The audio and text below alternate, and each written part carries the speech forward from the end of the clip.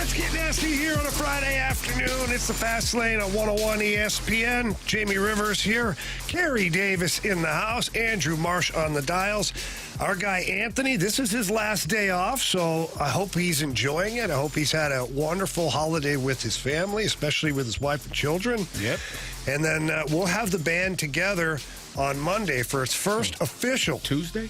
It's Tuesday, yeah, because we got bowl games on Monday. No, it's New Year's Day. Yeah. I mean, I wanted to come in. I know, but you'll be by yourself if you came in on Monday. Yeah, I know. I was kind of shocked because I thought, well, Carey Davis is a team player. He'll be there. No matter what, he'll show up. Then I found out Carey's not showing up. I don't think so. I don't think And we had to be here Marsh on wasn't Monday. showing up. I wasn't showing up if that was the case. Ryder wasn't showing Yeah, up. you might have been in here by yourself. And I think all of the people who were supposed to show up on Monday just didn't show up today here either because the hallways are barren again. I want to be in the sales department. I would love it. That's what I want to be. You know how to work the dials and turn things up and bring yourself back in, so you can do a one-man show. Yeah, what could go wrong, right? What could go wrong? Nothing. That's great. Okay. Either way, we'll have the whole band together starting on Tuesday for the new version of the Fast Lane, to which we're all very excited to get started.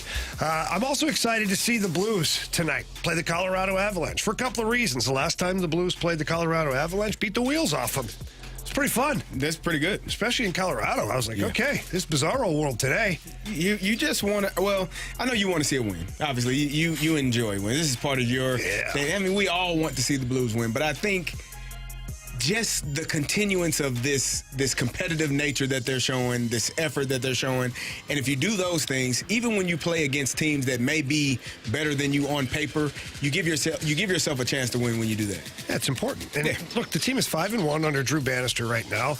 In this small homestand, they had a big comeback win against the Chicago Blackhawks. They had a solid 60-minute effort against the Dallas Stars, hung on to the win there against a very good hockey club. And now to close out this little homestand, they've got the Colorado Avalanche, who are first place in the Central Division. They have a ton of star power on their team, but they have been struggling on the road here as of late. And the last game that they played, they had a 4-0 lead on the Arizona Coyotes. I end up losing. And the Coyotes won that thing. Yep. And Georgiev lost his mind. The goaltender for the Avalanche, he lost his mind. He tried to break that stick 17 times. I still don't think it broke. No, he couldn't break it. Yeah. If I'm the stick company, I'm like using that as advertisement. Yes. Our sticks don't break. They don't break. Don't worry, parents. You won't have to pay so much because our sticks are good. It'd be good for a lifetime. But either way, it's a big test for the Blues. And I'm wondering, what can we take away from this game against the Avalanche tonight? Because they have been struggling on the road. And to recap a little bit, too, to go back further, Carey, you know this, but some of our listeners may not. One of the Avalanche's top defensemen, Devon Taves, on record following a win.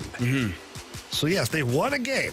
And he was on record saying that there are some guys in this locker room that think they're playing pretty good, and they're just kidding themselves. That's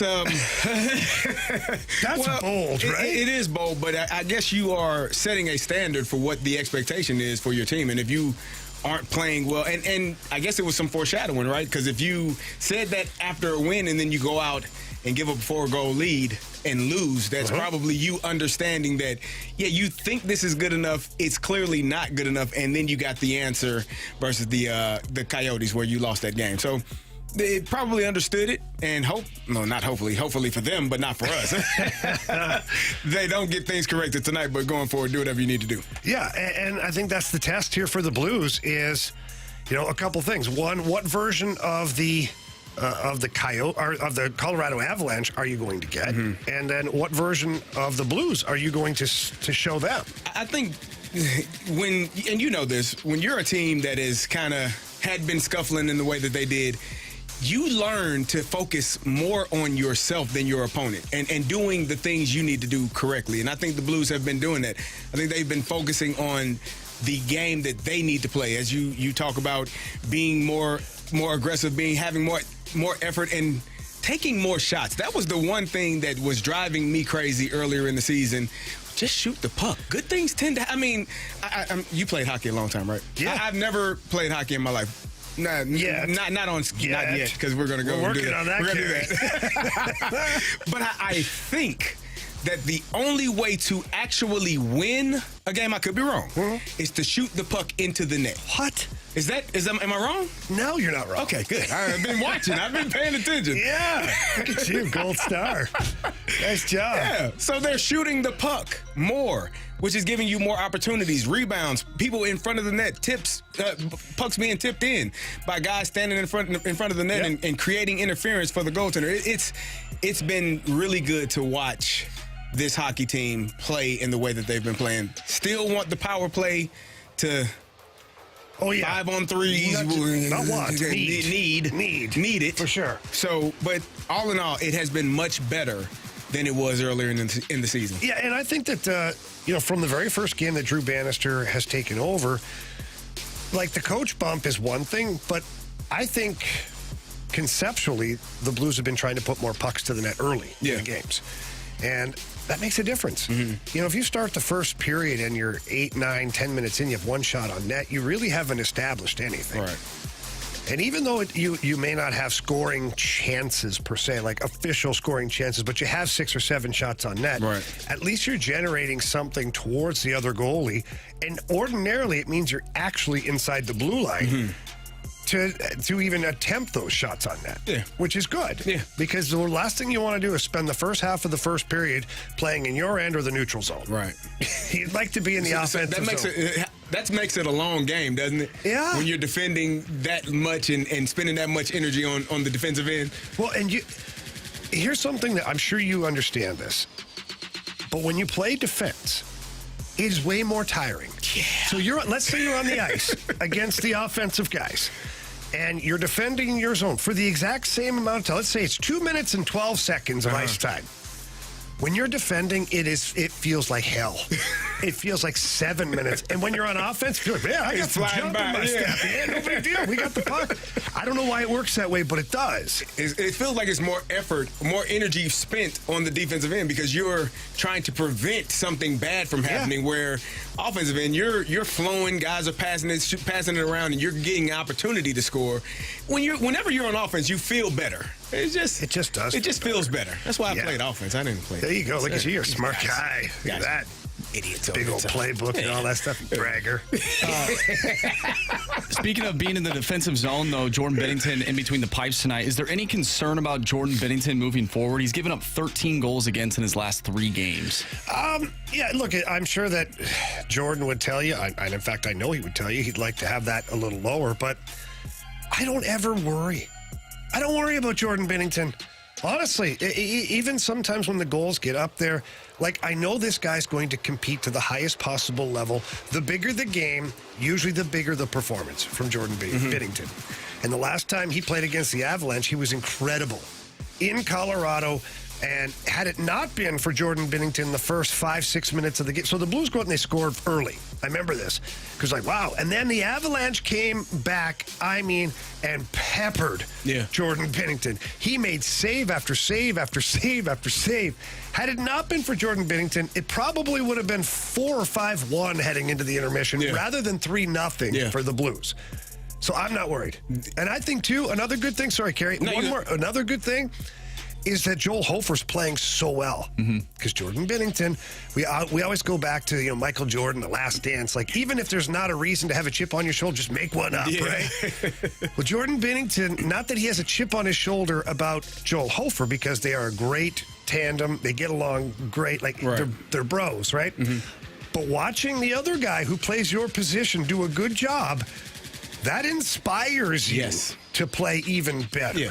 It definitely, seeing the guy that's doing the job that you do, even if it's a night off for you, it reminds you, oh, this guy can really play. I got to make sure. He's nipping at my heels. He's right there. He's knocking on the door. So let me go out and show you all why I am who I am and why I belong where I belong. And so hopefully he has a good night tonight, and we have a good game from the St. Louis Blues. By the way, not only are the Blues playing tonight, but Mizzou is playing tonight. We got a text from 636. This texter needs some help. Says, I need help. My wife's cousin is in town with her 3-year-old, and they bought tickets for the zoo for tonight to look at the lights. She's in town 1 to 2 times per year. How do I get out of it without being in the doghouse / divorce court so I can watch the Mizzou game and the Blues game? Help me, please. Okay, hang on. First of all, we have to save Carey. Cough coming on. Oh, okay. So I thought you were actually choking. No. I was like, Marshy, quick, mouth to mouth. You do it. No, okay. I'll be over here. You'll instruct. Yeah, Marshy, that's it. More Marshy. No, less tongue. I think just a little. If I were you, I think you would have a little cough coming on, maybe. Yeah. Maybe I see what you did there. Do you go with a cough and then put a mask on? You know what, honey? I don't want to get you. How you gonna?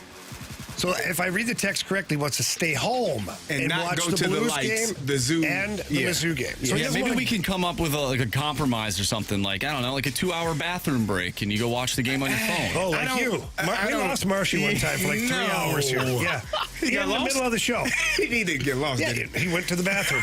It was a bad day. Allegedly. All right, and he must have been white knuckling that bowl or something. I don't know what was going on. Lost the feeling in my legs. You sit there long enough. Came back the next day with 4 bottles of Pedialyte. I don't know what was going on, but either way, I didn't ask questions. Oh man. Well, but if I'm this texter, I think that you're not feeling good is the easiest way. Just go to the bathroom and pretend you threw up. Nobody wants to be around somebody who throws up. They're like, whoa, get away from me. Oh, what's No, wrong? Don't come around us. What Now- is it? Did you eat something bad? No, I didn't. Oh, that means it's a It's even 24-hour worse. flu? Yeah. You could go sit over there by yourself. See, I think, but you have to have not given your wife the idea that you didn't want to go up until this Oh, no, point. no. You dress up. Yeah, You're yeah, going yeah. to the zoo, You're ready. Everything, and you start to, I Gosh. feel, man, I don't know. I feel good. lightheaded. Hang on, honey. And you go, and then you really, Yeah. and you It's the come back free out. zoo, though. Like, It's not free. They bought tickets. Apparently. that's right. The light show's not yeah. free. Oh, I didn't know I mean, that. unless you're a free agent, then we'll buy Yeah, that well, I was going for to say you. that's probably why Yamamoto didn't come here, especially during Christmas time. Ozuna wasn't happy with me having to pay for the lights. Not good enough. Not Ozuna. Otani. Ozuna. Ozuna. What the heck am I got doing? Ozuna from the Braves. All right. Well, speaking of the Missouri Tigers, will the outcome of the Cotton Bowl change your mind overall about Mizzou's season? We'll get into that next here in the Fast Lane on 101 ESPN.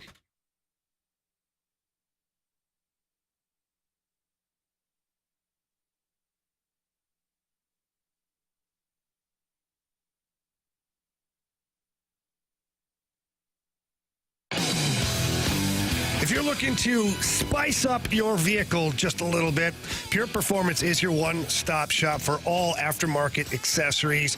And if you have a Jeep or a Bronco, I can tell you this. They have so many amazing accessories. I talked about a Jeep that I just saw. Well, there was a Bronco a couple weeks ago. It was all black. And I couldn't believe, I didn't even know it was a Bronco when I saw it coming out of the back with the technicians driving out. I was so impressive. I had to ask Shelby, what exactly they had done to the vehicle. She told me about it, and I was blown away. So much so that I ordered something for my pickup truck. I mean, why wouldn't I? Whether you have a pickup truck, an SUV, even a minivan, they've got you covered, and they have an incredible showroom right there, located in St. Peter's, right off of Highway 70. Again, walk in, please ask for Shelby and tell her that Jamie Rivers sent you in. She's going to take care of everything that you need, and especially right now during this holiday season, it is the perfect time to spice up that vehicle and feel good about what you're driving around town. So again, please get by, see everybody, tell them I said hello, but if not, get there online and visit them at pureperformance.com. That's pure, P-U-R, performance.com.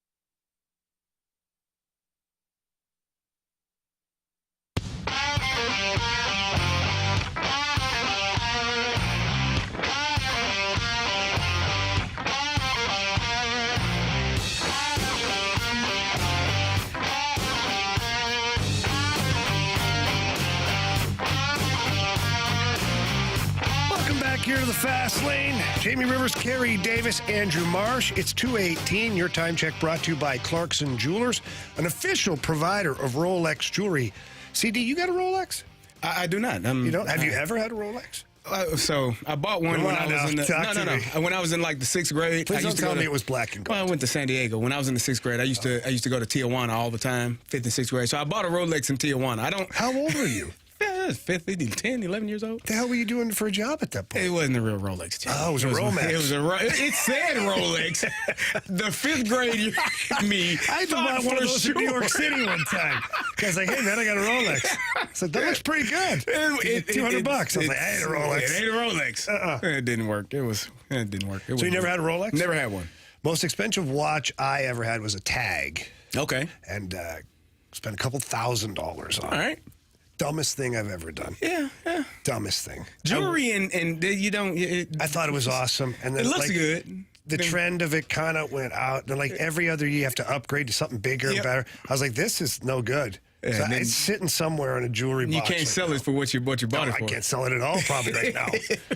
Bad decision. Kids, if you're listening at home, invest in good things. Yeah, not jewelry. Not jewelry. Not watches. I mean, unless you have oodles of money, then you can have a lot of fun. You can do whatever you want. All right, speaking of a lot of fun, the Cotton Bowl tonight. Yeah. Your Missouri Tigers.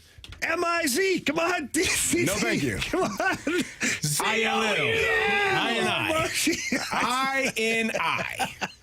How about that? One of these bragging rights days, game? we're going to get you the slip. Dennis Gates actually did give me the slip a couple of months ago. Unfortunately, it's terrible. Was it peer pressure? It was. You felt like you had to? It rock clipped it. It's there. You can find it.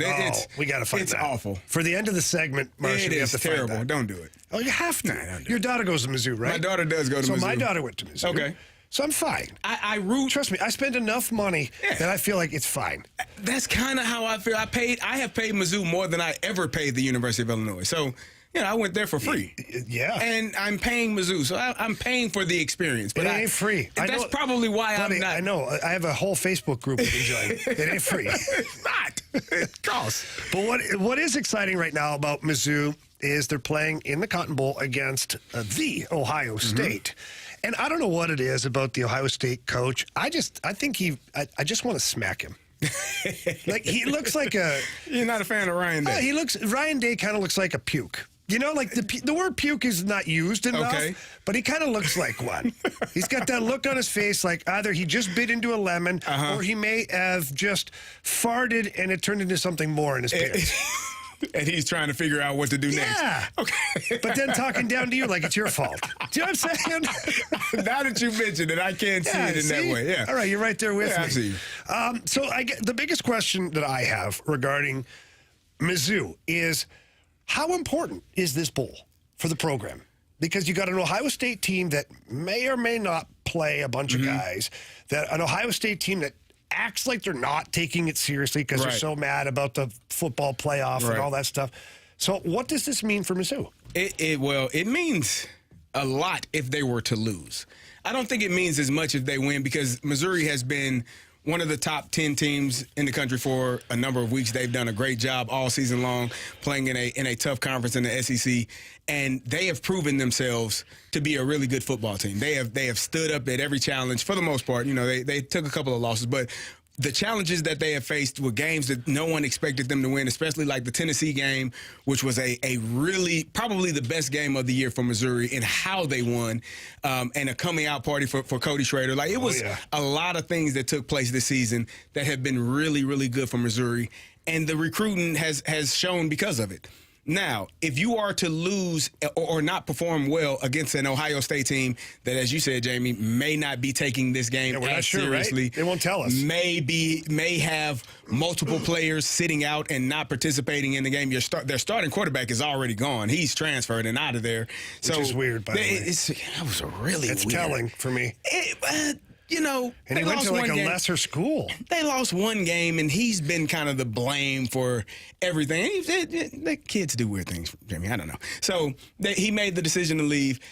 If you lose to an Ohio State team that doesn't have their starting quarterback, probably not have their best receiver, their second leading rusher is not playing as well, there are a lot of things that could go wrong in terms of what it looks like. But I personally don't believe that Mizzou will have a problem with this Ohio State team. Now, I did pick Ohio State to win. That's only because I'm a homer. I'm a Big Ten fan. I'm going to go with the Big Ten over the I get sick of hearing The hell's wrong with you? I don't like hearing about the SEC. I don't care. I'm just being honest. No, okay, you're being a jerk is I'm what you're being doing. honest. No. Because, listen to me.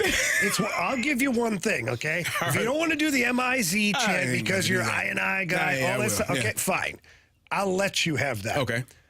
But I will not let you cheer against your daughter and her school. I find that to be criminal, Carey My Davis. daughter and I have an understanding. No, you don't. Whom I She's love lying to you. dearly. She is my heart. She texts me right now. I love her. She knows that I don't wear anything. Just the crying emoji from her, Carey. She might text it here soon. She knows. She brought me a Mizzou dad shirt. I wore it one day, Jamie. It was for her graduation party. I will never wear it again. Okay, but they're not playing Illinois. It doesn't matter. Why do you care? I do. This is silly. It is. It's just silly. It is. I expect more from you. Yeah, well, don't. I do. We're going to have to work on that, okay? We're going to have a whole lot of work to do because I am not. If it's Illinois, I give you that. Any other team, It's the Big Ten. Condone it. It's the Big Ten versus the SEC. I don't care. And that to me, because the I don't recognize SEC, things like that. I do. I'm a good Canadian kid. You got the CIAU up there. It's the Big Ten. I do think Mizzou should win this game. Will they win?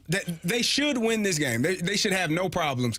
If they lose, that is a little bit concerning for me because, as I said, starting quarterback, best receiver in the country, not playing. A multitude of things. Players in the transfer portal for Ohio State. Shouldn't be a problem for Mizzou, but if it is, that's concerning for me. So then let's fast forward a little bit because BK and Ferrario and Grant today, or Bradford, sorry, they have some pool of players there with Tanner out. They were talking about where does it leave Mizzou starting next season with the rankings if they win this game. Let's say they win by 10 points. I think Mizzou is in the top 10 next year. Okay, going into the preseason rankings, I don't see any reason why they wouldn't be. Actually, you know what? It was on the producer's show. Marsha, you guys were talking about it. So I want to give credit where credit's due. You guys were talking about where this leaves Mizzou for the start of next season in the rankings if they were to win by 7 or 14 or 10 or 14 points. And Carey says it jumps them into the top 10. But, Carey, are we overlooking some of the blue blood programs that people just automatically assume they're going to start the season at a higher clip? Well, I mean, you got your Alabama's, you got Georgia. Oklahoma. Texas. Oklahoma took it. That game last night was weird, too. They lost to Arizona, which I don't know how that happens, but Oklahoma, I don't think. Texas, yes. Bama, Georgia, yes. Michigan, Ohio State, yes. And then LSU, Notre Dame. Yeah, I think Tennessee. If you put up the records or the schedule versus some of those other teams, I would say Mizzou would still be in the top 10. If those other teams are in, they'll still be in there as well. Okay. Yeah. I don't have a problem with that. I mean, you got Oregon, who they have a bowl game coming up. Penn State. Yeah, Mizzou should, if they beat. But you're starting to doubt a little bit. No. If they beat Ohio State in the manner in which you talked about, they'll be in the top 10 next year, going into 2024. Well, either way, it's going to be a lot of fun. That game is tonight, so you want to make sure you keep track of that. And when Mizzou beats Ohio State, we will absolutely tease Carey Davis for a very long time. That's all right. Because why? It's fun. Why not, right? How impressive, guys, by the way, has Joe Flacco been, given the fact that he's 112? We'll get into that next here in the Fast Lane on 101 ESPN. Carey, You are probably Carey, M-I-Z, Carey. Oh, no, Coach. Z-O-U, Coach. Thanks.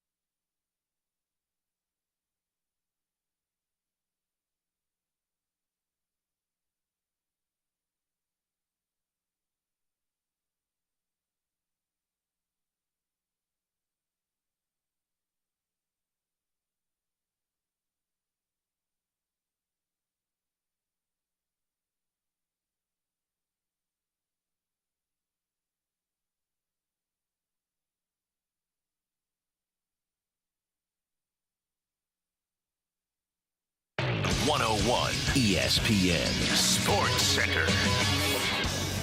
I'm Andrew Marsh. It's time for a Sports Center update driven by Johnny Londoff Chevrolet and Johnny Londoff Autoplex. The Blues are back in action tonight, taking on the Colorado Avalanche. Pregame starts at 6. Puck drop is at 7. You can catch all the action right here on 101 ESPN. We just got done talking about the Mizzou Tigers as they take on the Ohio State Buckeyes tonight in the Cotton Bowl. That one starts at 7. If you missed that segment, make sure you go to 101ESPN.com or check out the free 101 mobile app. Head to the podcast page. You can find our full show there. It's all brought to you by Dobbs Tire and Auto Centers. Last night on Thursday Night Football, the Browns defeated the Jets 37-20 and clinched a playoff spot in the AFC. Joe Flacco threw for 309 yards, had 3 touchdowns and 1 interception. We will dive into that game coming up next right here in the Fast Lane. I'm Andrew Marsh, and the Sports Center update is driven by Johnny Londoff. Find new roads and shop 24/7 at londoff.com and londoffautoplex.com. Are you kidding me?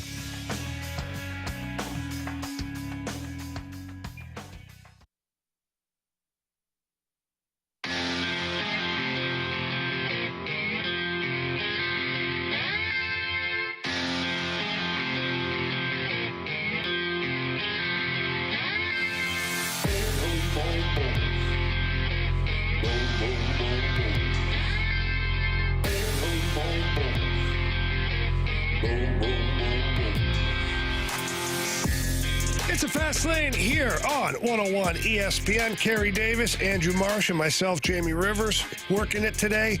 And guys, we talked about Joe Flacco yesterday, just regarding him possibly being the comeback player of the year.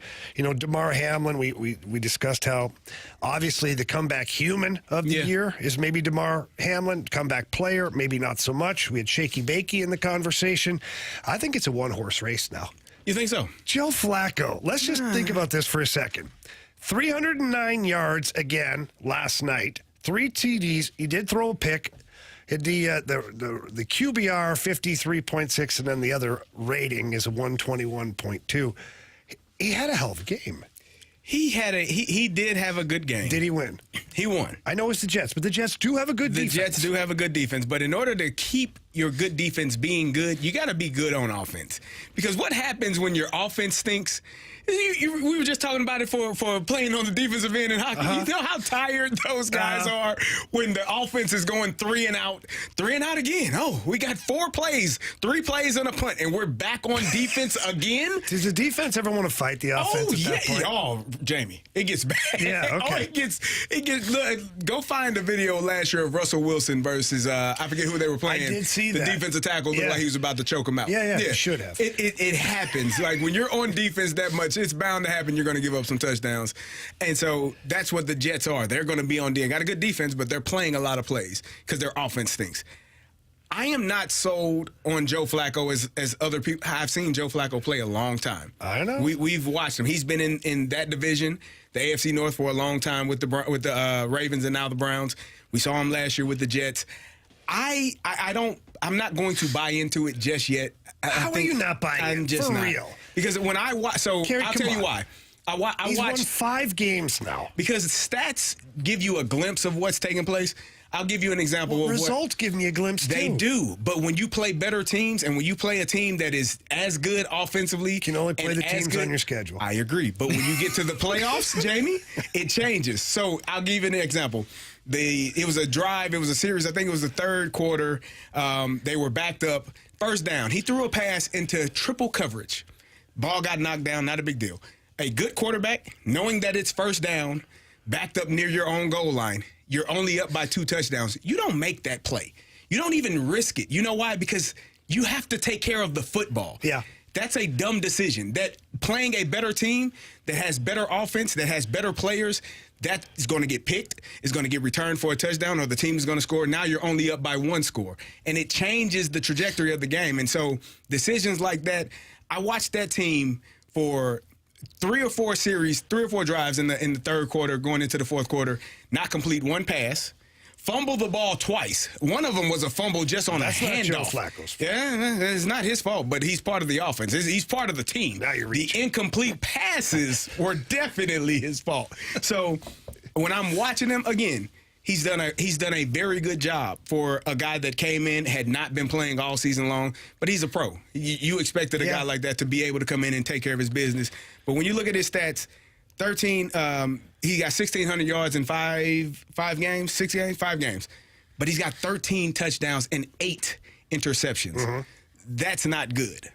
For me, that's not good enough for me. You're turning the ball over too much. I get it. It's not good if this is a guy that you brought in as a free agent. And one more thing. Let's talk about the teams that he's beaten. Okay. The New York Jets, are they going to the playoffs? Not anymore. Okay. The Houston Texans, their quarterback didn't play. They probably won't be in the playoffs. Okay. The Chicago Bears possibly are going to have the number 1 pick for the second year in a row. That's amazing. Yeah. And really, I don't even know how the hell that happens. Jacksonville Jaguars, they won that game, but they are not a team that I trust to make a run in the playoffs either.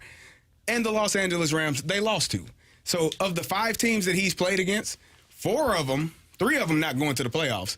One of them probably going to lose early in the playoffs, and then the other team you lost to that may make the playoffs as well. This is not a group of teams that you can look at and say, Joe Flacco is balling. He's doing it. He's doing what he's supposed to do, and I'm not going to knock him. Yeah, well, but you it's are, not. actually. Yeah, kind of sick. I saw that play action fake last night. I was sold this team's going to go on a run. It was a beautiful fake that 90% sweet. of the quarterbacks in the NFL can do. Stop Okay, it! I'm not joking. I don't like your hatred for Joe Flacco. I don't have hate. Well, that's certainly not praise. That AFC North it's just- bias it coming is. out. It That is. I Pittsburgh know when Steelers. guys are If good. Joe Flacco played for the Indianapolis Colts, he wouldn't care. Wouldn't care. Or I would tell never you the mind. same How about- thing. No, he wouldn't. He plays for the New Orleans Saints. I think Derek Carr stinks too. So how about that? I'm talking about Joe Flacco. I would tell you the same thing. If it Here's looked like this. Here's why I'm impressed for a couple of reasons. Look, I don't think you're wrong in what you're saying. I don't think you're wrong. I'm not going to sit here and say, oh, you're wrong. I'm not. But I do think maybe you're not looking at the big picture. Okay? You're isolating it to Joe Flacco, comparing him to what an ordinary quarterback is or a starter. He was on his freaking couch, man. I get it. I agree. He had a hand down his pants, He looking did, like Al drinking a Bundy. beer. He had a beer in the other hand. He said, you know what? I'm going to call the Browns because they stink, and maybe they'll give me a chance. And they did, and he's got them in the playoffs now, sitting with, what, an 11-5 record. Answer me this. Does Joe Flacco lead this team to an AFC championship game? No, I think he Okay. wins a playoff game, though. In the first round versus who? Jacksonville. Yeah. They won't be playing. What are the So the Browns are the 5th seed. Jacksonville, if they win out, They would be playing the 2 seed. Oh no, they would be playing the 3 seed. no, they play 4. It'd be 4-5. 1 gets the bye. 2 plays 7. Yeah. 7. Because now there's 7 Let me teams. see. Yeah, I would. I don't think. I still think he wins a game. Let's see. Let's see what we got here. They're the 5. Yeah. Okay. Well, the 2 play 6. Then they would play Baltimore if the Second rest of round? the wild card teams lose. Yeah. Right now, no. If they were playing right now, yeah. Okay. Well, we'll see. I don't see. think it's going to be. Look, it's irrelevant. Great for them. It's irrelevant because they're not going to go on a tear and win a Super Bowl or compete for the AFC Championship. I'm saying they win a game. I think the story of Joe Flacco coming out of nowhere from a team where they could have used him this year, New York Jets, where they just didn't bring him back. Now he's playing for the Cleveland Browns, and he's got them sitting there at 11-5. They're going to play in the playoffs. I think it's pretty impressive. Now, So I'm gonna give you something real quick because last year I asked you a question. There was a defenseman on the Blues team. I remember. There's a defenseman on the Blues team that I really liked. He had a great plus minus. Kelly Rosen. Great. I remember this question. And I asked you, what did why I is tell he? you? Because he is who he is. And what did I tell you? Because he is who he is. And where is he? He's where he is. That's and right. and so you take that answer and you use that for Kelly Joe Flacco. Rosen's not a Super Bowl champion, though. Yeah, Joe Flacco is. That's right. But so is Ray Lewis and Ed Reed, who are also on that defense. I don't disagree. But here. So on the heels of all this, okay, BK and Ferrario had this quick discussion, and I was intrigued by it. Do you think Eli Manning is a Hall of Famer? Yes. And Joe Flacco is too. No, he is not. Look at his numbers. I don't care. Look at the numbers. I don't care. His numbers rival. I don't care.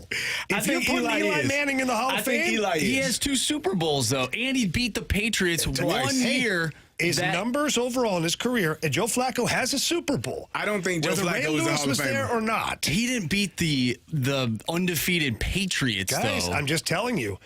They don't look at that necessarily. They look at stats, all the major stats. You go pull them up, Carey. I see what you're doing right now. You go pull them up. Pull them up. Okay? Is Phillip Rivers a Hall of Famer? I think so. I did not look I at think his Phillip numbers. Rivers is. But I'm telling you, Joe Flacco's numbers rival. Some are better than Eli Manning's. I would have to. I wish BK was it still is here. For me. He had all the numbers. That guy's a numbers nerd. I go by the eye test, and I'm looking at him. Well, and you I'm got one eye closed right I now. might have one eye closed. I don't think Joe Flacco is going to lead this team. I don't think they win a game in the playoffs. Wow. On the road, whether it be at Jacksonville or, Lord, if they get to Miami somehow, I don't know, or Kansas City if they fall somehow, some way. I do not think that they win a playoff game. Could you imagine if they did make a run and the story would be Deshaun Watson, who they brought in, huge contract, and he's not the guy that gets it done. It's the guy that they bring off the couch. Here's the thing. He stunk, too, this year. Oh, yeah. Deshaun Watson stunk. Well, that's this year. because he was a little tight. No, yeah, he hadn't gotten. Yeah, he needed a little massage, loosen him up a little bit. Yeah. They only lost one game, though, which I think speaks volumes to the coaching staff and that defense that they have, too. Yeah. I think they have done.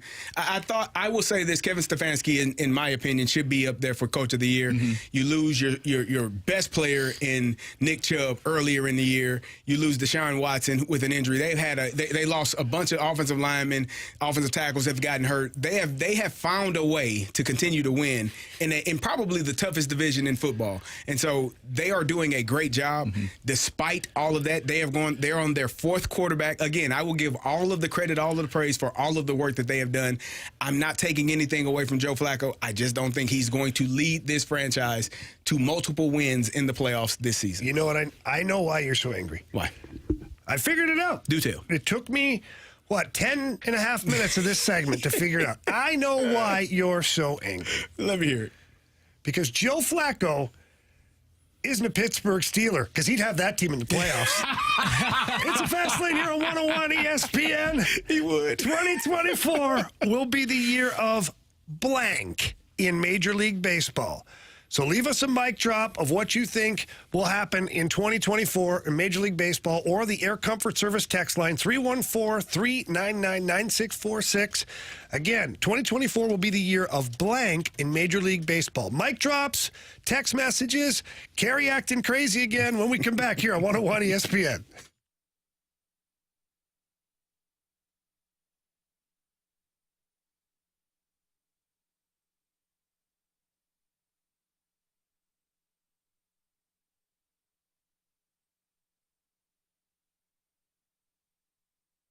First down. Woo!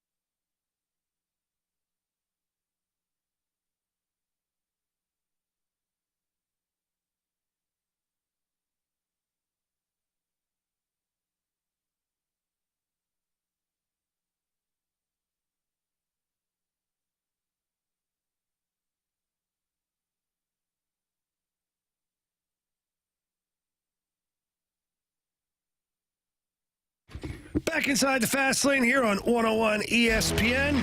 As we're heading into break, we asked you, the listeners, for mic drops and text messages. And the reason is we said 2024 will be the year of blank in Major League Baseball.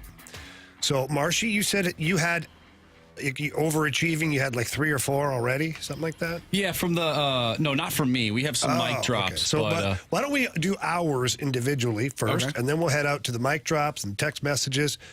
So, Marshy, you'll start. Let's hear what you got. Yeah, so this comes off of the idea of I'm looking at the NFL this year, and there's a ton of backup quarterbacks, and so for 2024. It will be the year of internal options at the starting pitcher position. I just puked in my own mouth. I feel like there's going to be some injuries maybe occurring for starting pitchers in spring training. And we're gonna have to see what these ball clubs have in store from their minor league teams, and we'll find out. Maybe the Cardinals will play a part in that. Hopefully not, but maybe they will, and we'll see something good happen from the internal options. Well, I hate yours. Carey, go ahead. I think it's hard to not believe this based on the amount of money that they spent, but it feels like it's the year of the Dodger. Like the Dodgers, the LA Dodgers, the amount of money that they spend, Yamamoto, Shohei. Right? My goodness. It better be. I think that the year of the Dodgers is what most fans in LA are hoping for. The community, the team, the franchise is hoping for the same thing. And if you spend that much money, man, it almost has to be. So you're going to laugh at mine. Okay. Because I think it's the year of the underdog. And the reason I say that is because last year the Mets, the Padres, and it blew up in their face. Yeah. And I look at the Dodgers now, and to your point, it should be the year of the Dodgers. Yep. Should. But when I look at some of these teams that might be able to take steps forward, look, the Orioles won their division last year. I don't think they're going to take steps backwards. I think that team's going to continue to get better and compete, and the young guys are going to get more experience. You're going to have young guys who start to break the lineup. Jackson Holliday might make his appearance, and there's a lot going on there to be happy about. Tough division for sure, but I still think the Orioles are a team that you're looking at. The Guardians, I don't really know what they are, but they're right there in the middle of the pack last year in the Central. And you look at some of the teams in the National League, the Miami Marlins. Skip Schumacher, manager of the year last year. He got more out of that team than anybody thought he could. Right. So who's to say he can't even improve from where they were last year? I think that you look at the St. Louis Cardinals in the Central Division. What are they truly? We'll find out. If Sonny Gray is the number one guy that you want him to be, and Lance Lynn and Gibby, and these guys come out and they shove this year, and Miles Michaelis has a bounce back year, and the young guys take more steps forward. Jordan Walker, Mason Wynn, Nolan Gorman. All of a sudden the Cardinals could be winning the Central, and they're making noise. Right. And when you go out west, obviously the Diamondbacks are the first team that comes to mind. So for me, I think it could be the year of the underdog. You think so? I think.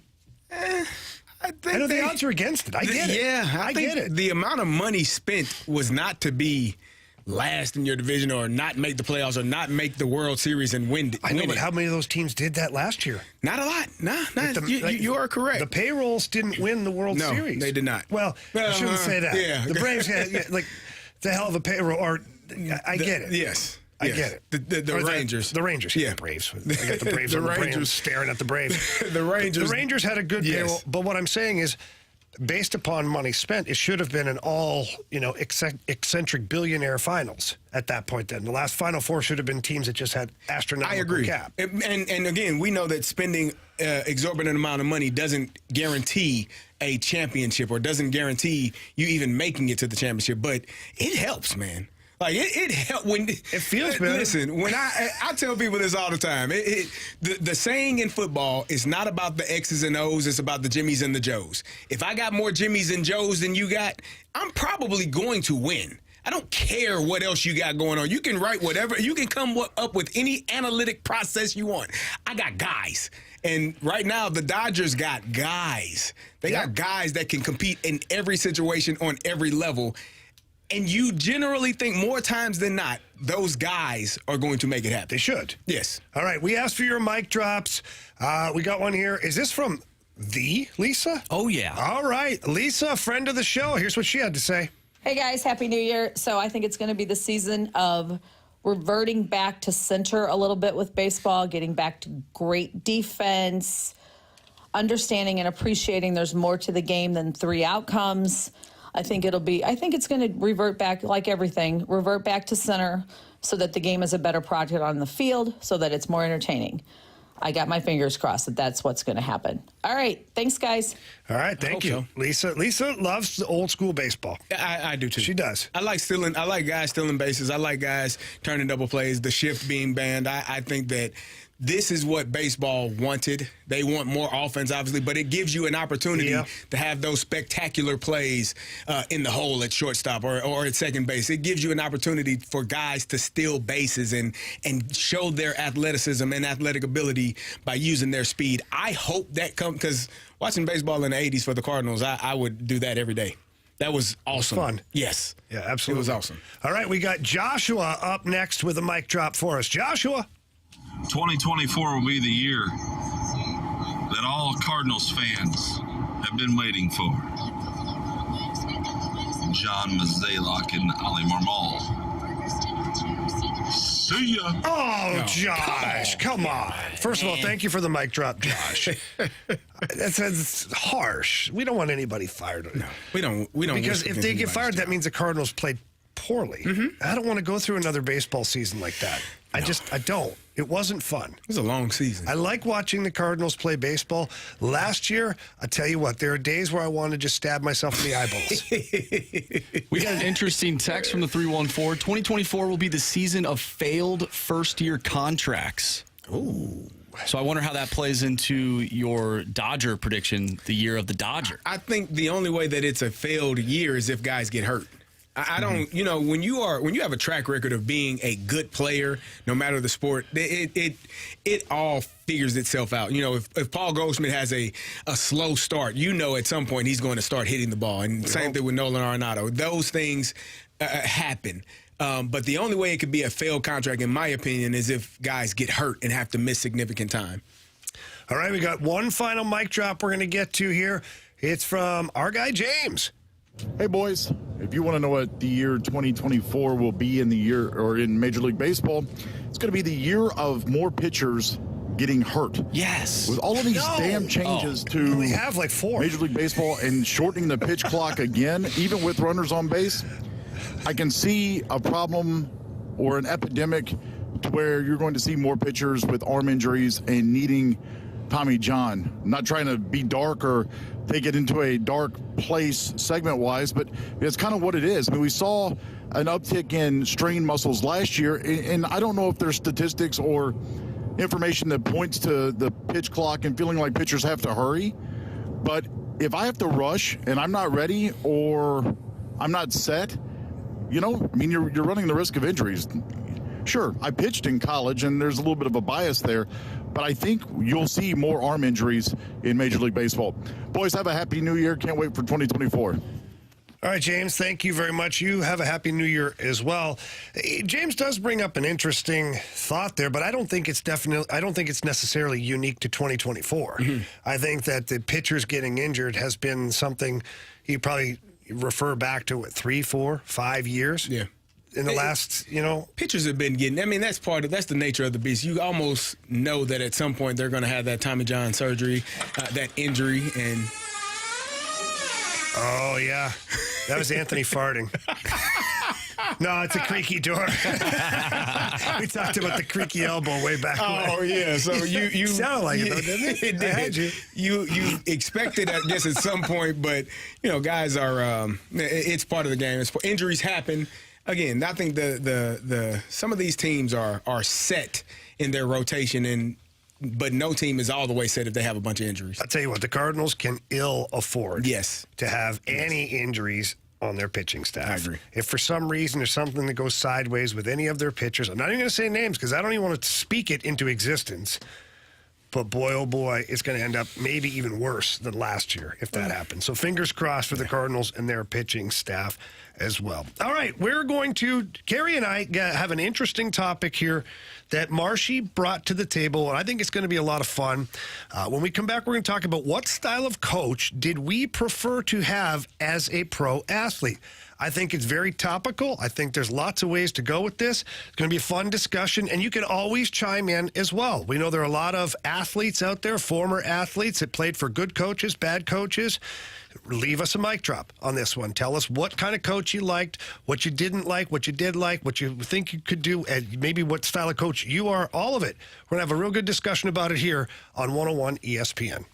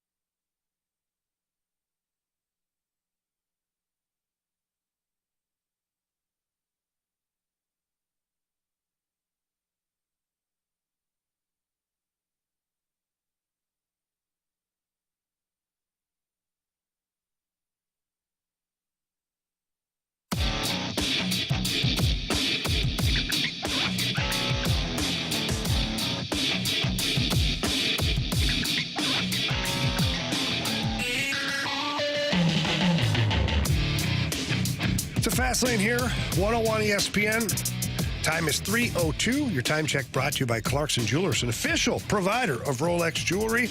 Carey Davis alongside Andrew Marsh and myself, Jamie Rivers. And before we went to break, we kind of teased it out there for mic drops, especially. and text messages to the Air Comfort Service text line. Just what style of coach did we prefer to have as a pro athlete, and in some of your cases, maybe high school or college and things like that. So, Carey, let's start with you. Yeah. Because you were very fortunate because you didn't have a lot of head coaches. Mm-hmm. Well, no, I played on 6 teams. I had a few. It's true, but everybody thinks of most prominently. Yeah, Pittsburgh. Yeah. Right? So, but back to the topic, what did you prefer? I preferred a coach that was honest. And so whether that was the position coach, the offensive coordinator, the head coach, and when you have a coach that's honest about what's going on, it makes you're not always going to agree with it. You hear some things that are going to piss you off and make you want to fight in that moment. But if you are told what the plan is, what the expectation is, you can go through with it. So an example I have, we were getting ready to play the Patriots. All week long, I had been doing third down. I was the third down back. And Saturday, before we get on the plane to go to New England, running back coach pulls me in the office. Hey, just letting you know, you're not going to be doing third down. Najee's going to be doing it. I'm like, wait, what? So what? He said, listen, I know you're mad, but here's the thing. If I'd have waited to the first third down Sunday night and told you, you might have killed me. So I'm letting you know now, before we get on this plane, process it. It's not right. It's not fair, but it's what's going to take place. You got to deal with it. And so for me, I had to accept it. I did not like it, but I had to accept it. But the honesty, I always appreciated a coach that was honest.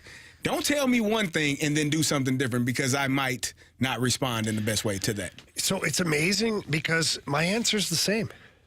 I always just wanted an honest coach. Yep. And I never got it really until I went to the Detroit Red Wings. Yeah. And, I kind of worked my way through it here. But, like, all the years leading up to when you're either not playing in the spot you want to play in, not getting the ice time, not playing in situations that like, I always asked. Like, not a pain in the ass either, but I asked, like, hey, coach, how can I get more ice time? How can I play on the power play? How can I get more penalty kill? Like, what? Tell me. Like, at least tell me what I need to do. And if you say to me, you're so freaking far away from it, man, fine. That's at least an honest answer. I used to get no, man, you're fine. We're just working through some things. We have some guys we're looking at. Really? I'm fine. I've been in the press box for 5 games. Yeah. Well, no kidding. I'm fine. Yeah. Can't make a mistake from up there. Cannot. It can't make a play either. Can't make anything. Yeah. So when I finally got to the Red Wings, I remember sitting down with Dave Lewis and Ken Holland. There's a GM at the time. And they just kind of said, hey, listen, here's what we see for you. Here's your role. You're going to play.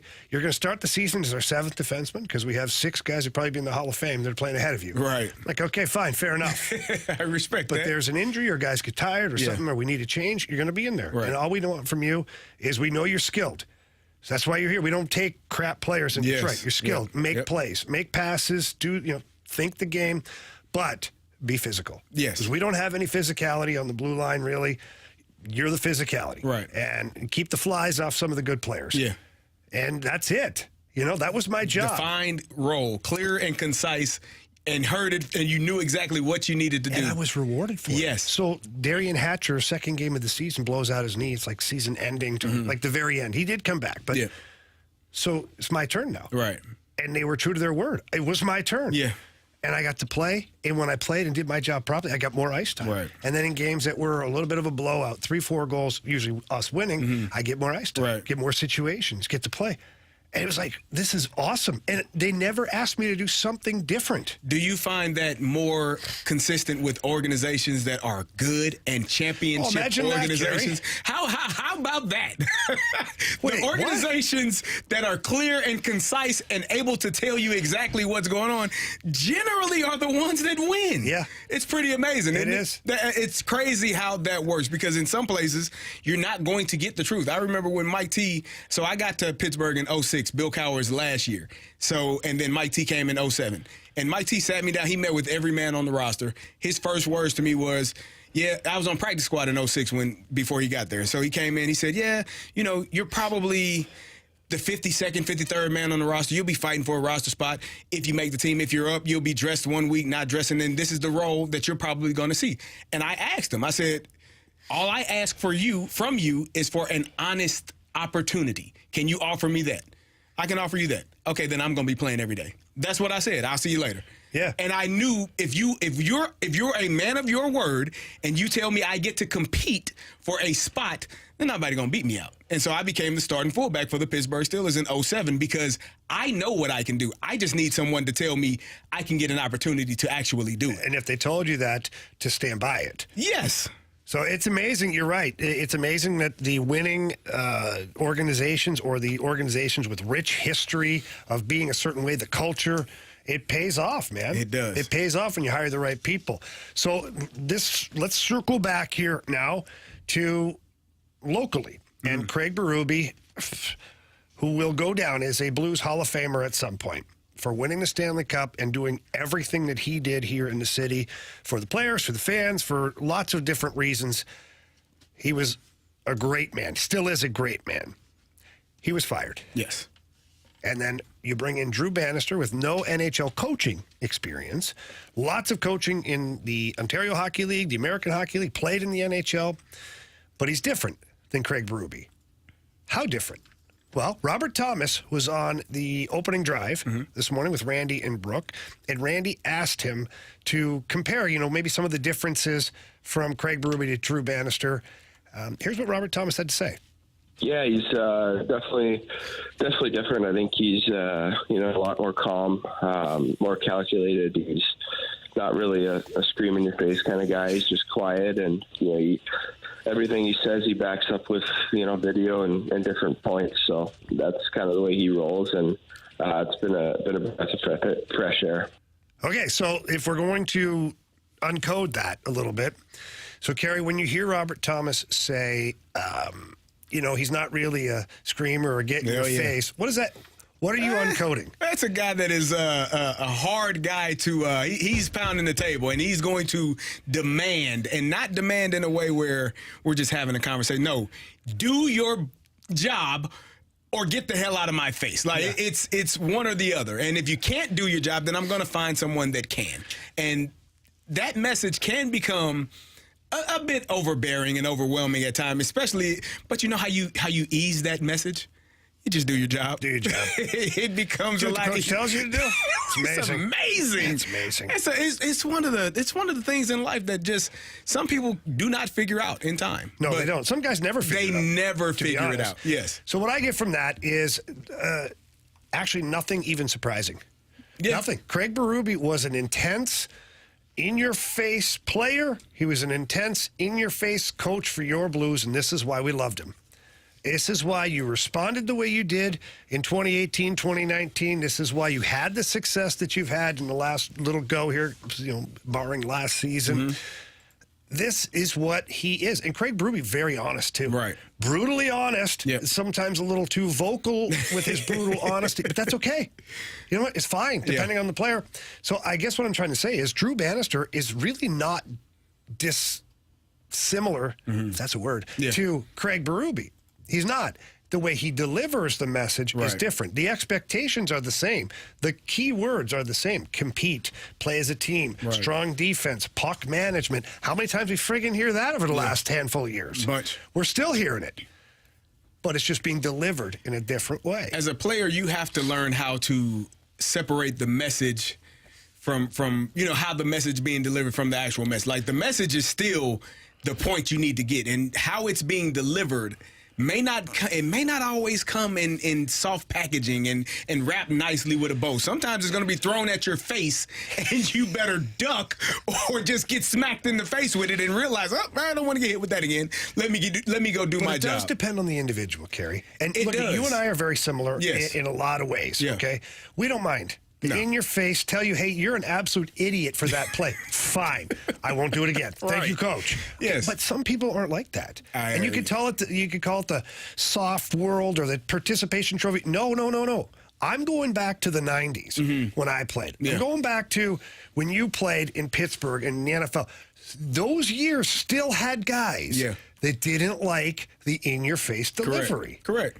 Right? So coaches have to figure that out, right? I agree. Or because Mike Tomlin, I don't know at all, right? But did he come in and deliver the message the same to you as he did to other guys? Hines Ward? Nah. That's what I'm saying. So there was a different delivery. What Mike T would say is, I'll treat you all fairly, but I'm not going to treat you all equally. And you understand that. Like, I'm not going to be treated the same way that Ben is treated. Ben is the future Hall of Fame quarterback, not the same way that Troy. I'm a grunt. I am the fullback. I am supposed to run my face into the brick wall and make sure that Ben doesn't get hit. But I'm not talking about star players. I'm talking about, let's take a guy. Well, let's take Carey Davis, who's playing on the defensive side of it. Okay. So we got two guys that are same rank, we'll call it. And the player on the defense doesn't respond well to the smack in the face, right? But you need him. Yeah. He's an important part of your defense. Is Mike Tomlin undressing him verbally, or is he approaching him a little softer? Probably a little bit of both. Okay. Probably verbally in front of everyone, but then personally. Then the little arm around the guy later. We called it a crap sandwich. Tell you this, give you something in the middle, and then tell you at the bottom what you need to do. You get your point across. It's not always bad. No. You give a little mayo love on there. You never know. You give a little love, but at the same time, you make it clear that your point is understood. Well, I always find the coaching stuff fascinating, and I know you and I could go on for hours about different coaches, different situations, and certainly your personal coaching habits. Yeah. My personal coaching habits. I'm a little tough. I'm tough too, but I also, here's one thing I'll say about my coaching style is any kids I've ever coached, Coach Rivers was intense. Yeah. He was hardcore. Yeah. But he was fair, and when you make the plays the right way, like I wasn't always the kick you in the nuts guy. Right. I was the pat you on the back too. Right. Like there's times where kids come to the bench and I couldn't wait to high five them. Yeah. Great friggin' job, man. You have to have that.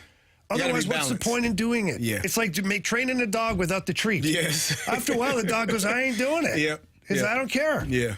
I don't know. That's kind of my coaching style, was tough, fair, and rewarding too. I'm similar. I'm very to the point, matter of fact, but I'll tell each one of the kids, I love you. Make sure you're doing the right things. Be safe. Take care of your business. When you do a good job, I'm going to tell you, when you do what I asked you to do in the way that I asked you to do it, I will point it out to you and tell you that's why I keep harping on this, because look at the success you had doing it the way that I've coached you to do it, that we have coached you to do it, as opposed to your own way, because your way don't work, man. It hasn't worked, and it ain't working. It ain't never going to work. All right, Marshall, we got a great text. You've been highlighting this text. Let's hear it. Yeah, from the 636, had a JUCO assistant baseball coach that was a former player. Guy was the epitome of this is how you play the game guy, always yelling and running us. We were a terrible JUCO team, lost all enjoyment playing ball that fall. So I have seen this.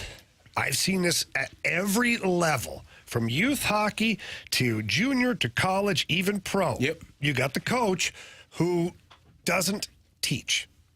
All he is a disciplinarian. Yeah. You know why? Because he doesn't know how to teach the game. That's the only time you become that psychopath that runs the kids all the time, is because you don't actually have the answers to give them. And so that's why I always laugh. I see a coach like skating his team over and over and over and over. I'm like, okay, what'd they learn? Well, they learned they got to pass the puck better. Really? Because the next practice, it did the same crap because you didn't work on passing. Didn't work on it. Yep.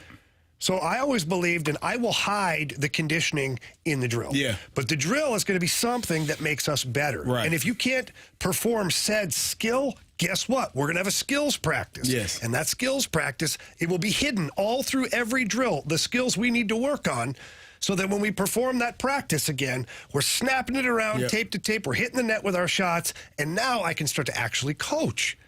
That's what you have to do. When you just do all the running and all the run till you puke stuff, you don't know what you're doing. Yeah, you don't gain anything. You don't know what you're doing. Hey, coach, why are we doing this? Just do as I say. Just because I said so. Okay. That doesn't make sense. Yeah, in youth hockey. Like put an elevator in an outhouse, Carey. In youth hockey, I remember we would play a game where you had to catch the guy in front of you, and you had to bust your butt to try and do that. And if you did, you wouldn't have to do the next rep. So you can find ways to make practice fun while also getting in that conditioning. The hidden bag skate. Yeah, exactly. 100%. The hidden bag skate. Yeah. Exactly. Again, the coaching discussion for me is always fascinating. Love that segment, and hopefully you guys listening at home loved it as well. Maybe it brought back some memories, good and bad for you through high school, college, whatever it is. We all have those memories. All right, coming up next here in the Fast Lane, we're going to get into NFL Week 17 and go over some Pick'em Challenge picks that we have moving forward here with Carey Davis, Jamie Ayers, Andrew Marsh here on 101 ESPN.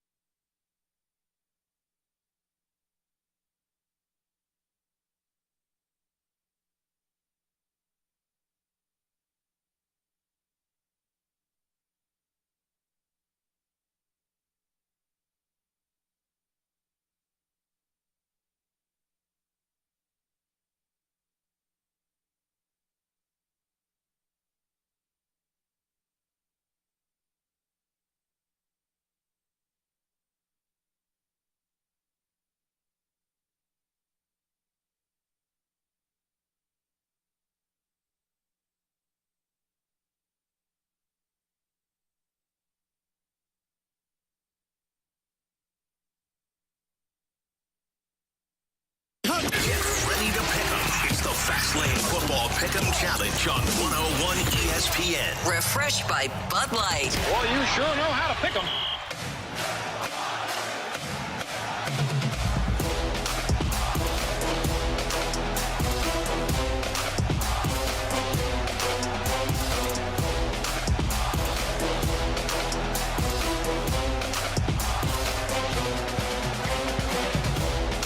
It's a fast lane here on 101 ESPN.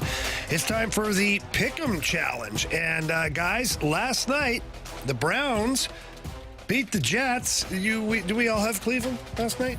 Pretty sure. Andrew? Yeah, I had Cleveland. Okay, I had Cleveland too. I don't know what Anthony and Brad had. But either way, let's get into some more games here, okay? Actually, everyone had Cleveland except for Learn and King Scott. Oh, boy. So we are leading by 2 now in the Pick'em Challenge. Really Not that it matters. This is really turning into an epic ass kicking. It should, isn't it? As it should. Like they're laying on the ground, they've been knocked out, and we just keep kicking. Good. I am happy about that. I am too. Yep. Okay, so a couple of games here that I want to highlight immediately that I think are going to be really tough for a couple of reasons. Not because they're two good teams, but because there's a couple of really bad teams playing too. Yeah. So let's start with a good game. Lions, Cowboys in Dallas. What do you guys have? I have the Dallas Cowboys winning that game. Now, I think even know you anymore. I know. They are at home. They have been struggling. 7-0 at home. Yeah, but the last few games haven't been great for Dallas. So I think 7-0 at home. I think Dallas is going to take care of business. What was it, Saturday at 3:15? They've lost 2 in a row. Saturday at 7:15. 7:15. Yep. So I think the Lions are going to absolutely pound the piss out of them. Really? The Lions are 6-2 on the road this season. Dan Campbell, watching this video thing that they put together from the start of the year, from the very first day of camp, where they're talking about excellence and the changing of the Lions franchise and all this stuff. And then they go on to currently have an 11-4 record. You said this yourself. If Dan Campbell wheeled in a wheelbarrow full of dog poop and told you it was filet mignon, you'd probably eat it. I probably would. Yeah. Because I trust that guy. You're like, okay. I trust him. I think I know what that is, but coach is telling me it's filet mignon. Then I'll trust you. And right now, the Lions are playing that way. I agree. They are. They are. I still don't trust the Lions. And here's the thing. I don't trust either of these teams, Dallas or Detroit. But somebody's got to win, or maybe it'll be a tie. But no, stop it. That would make my day. No, stop it. Marshy? Yeah, I think so. I'm going to go with the trends just because Dallas has been solid at home. I'll go with the Cowboys this week. The Lions, they were on the road last week, beat Minnesota, who had Nick Mullins as their quarterback. It was a 1-score game.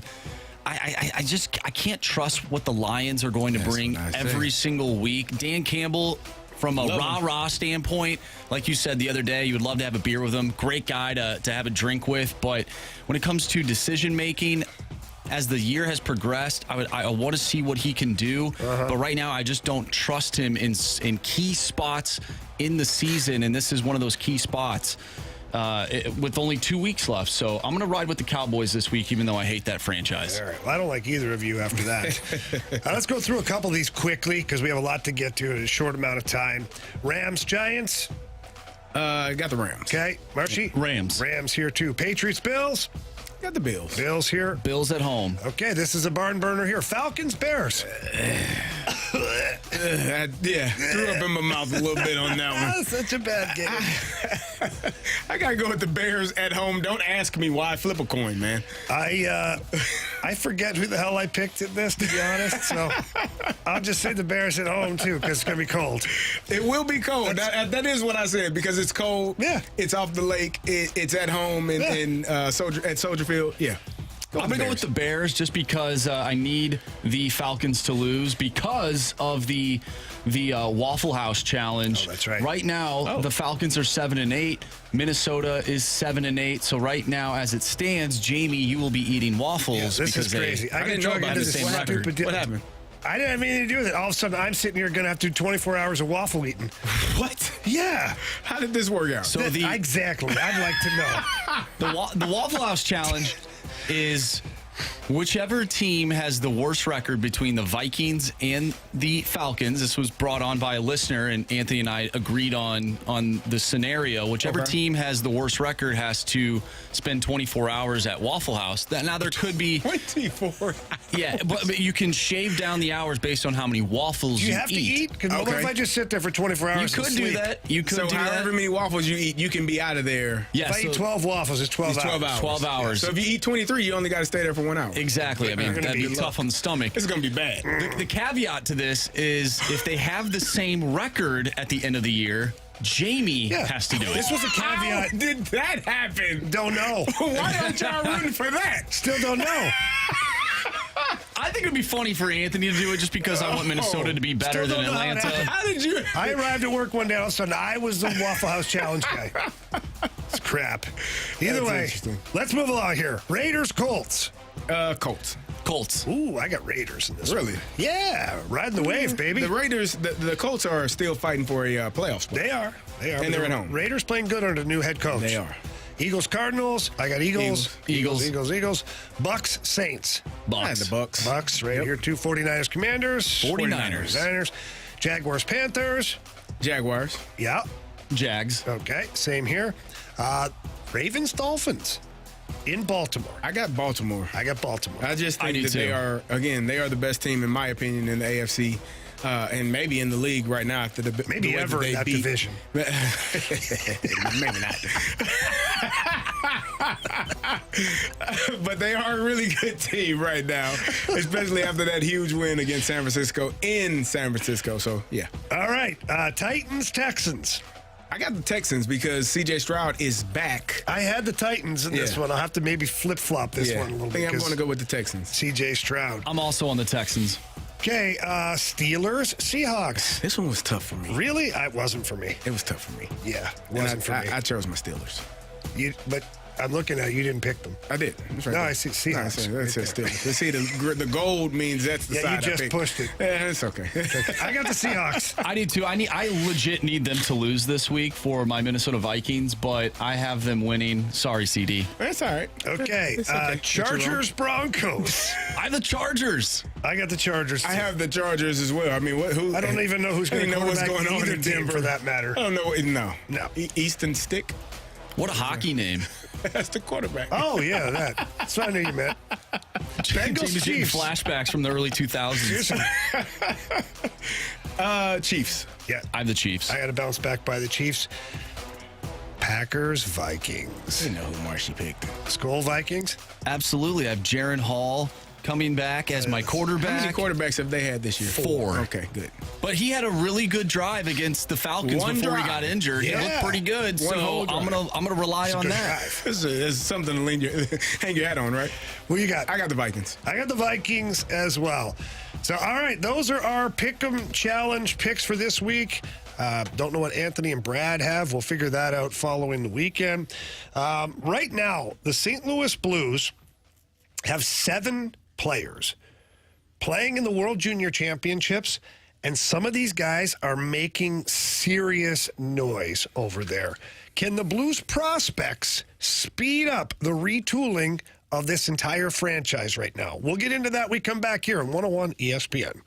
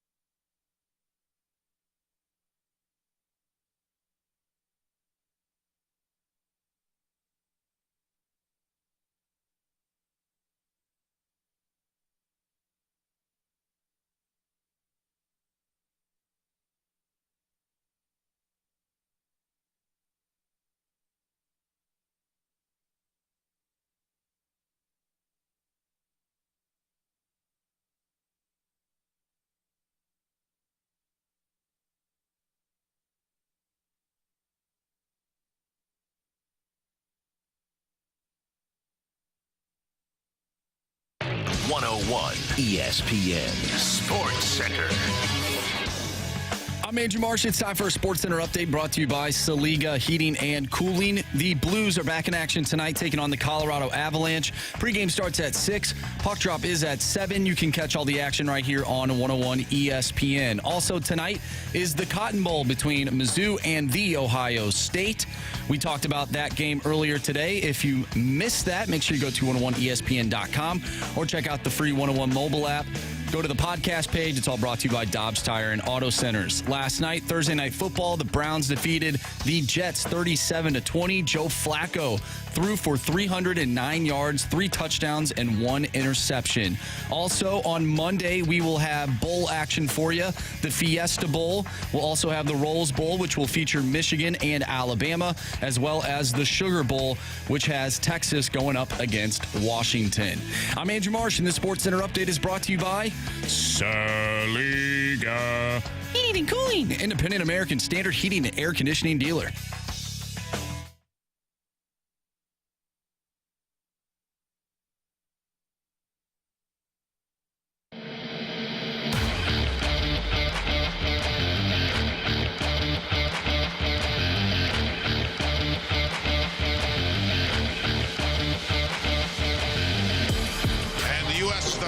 Job with their 2 high forwards picking off passes. They've also done a great job extending plays on loose pucks by the blue line with their speed.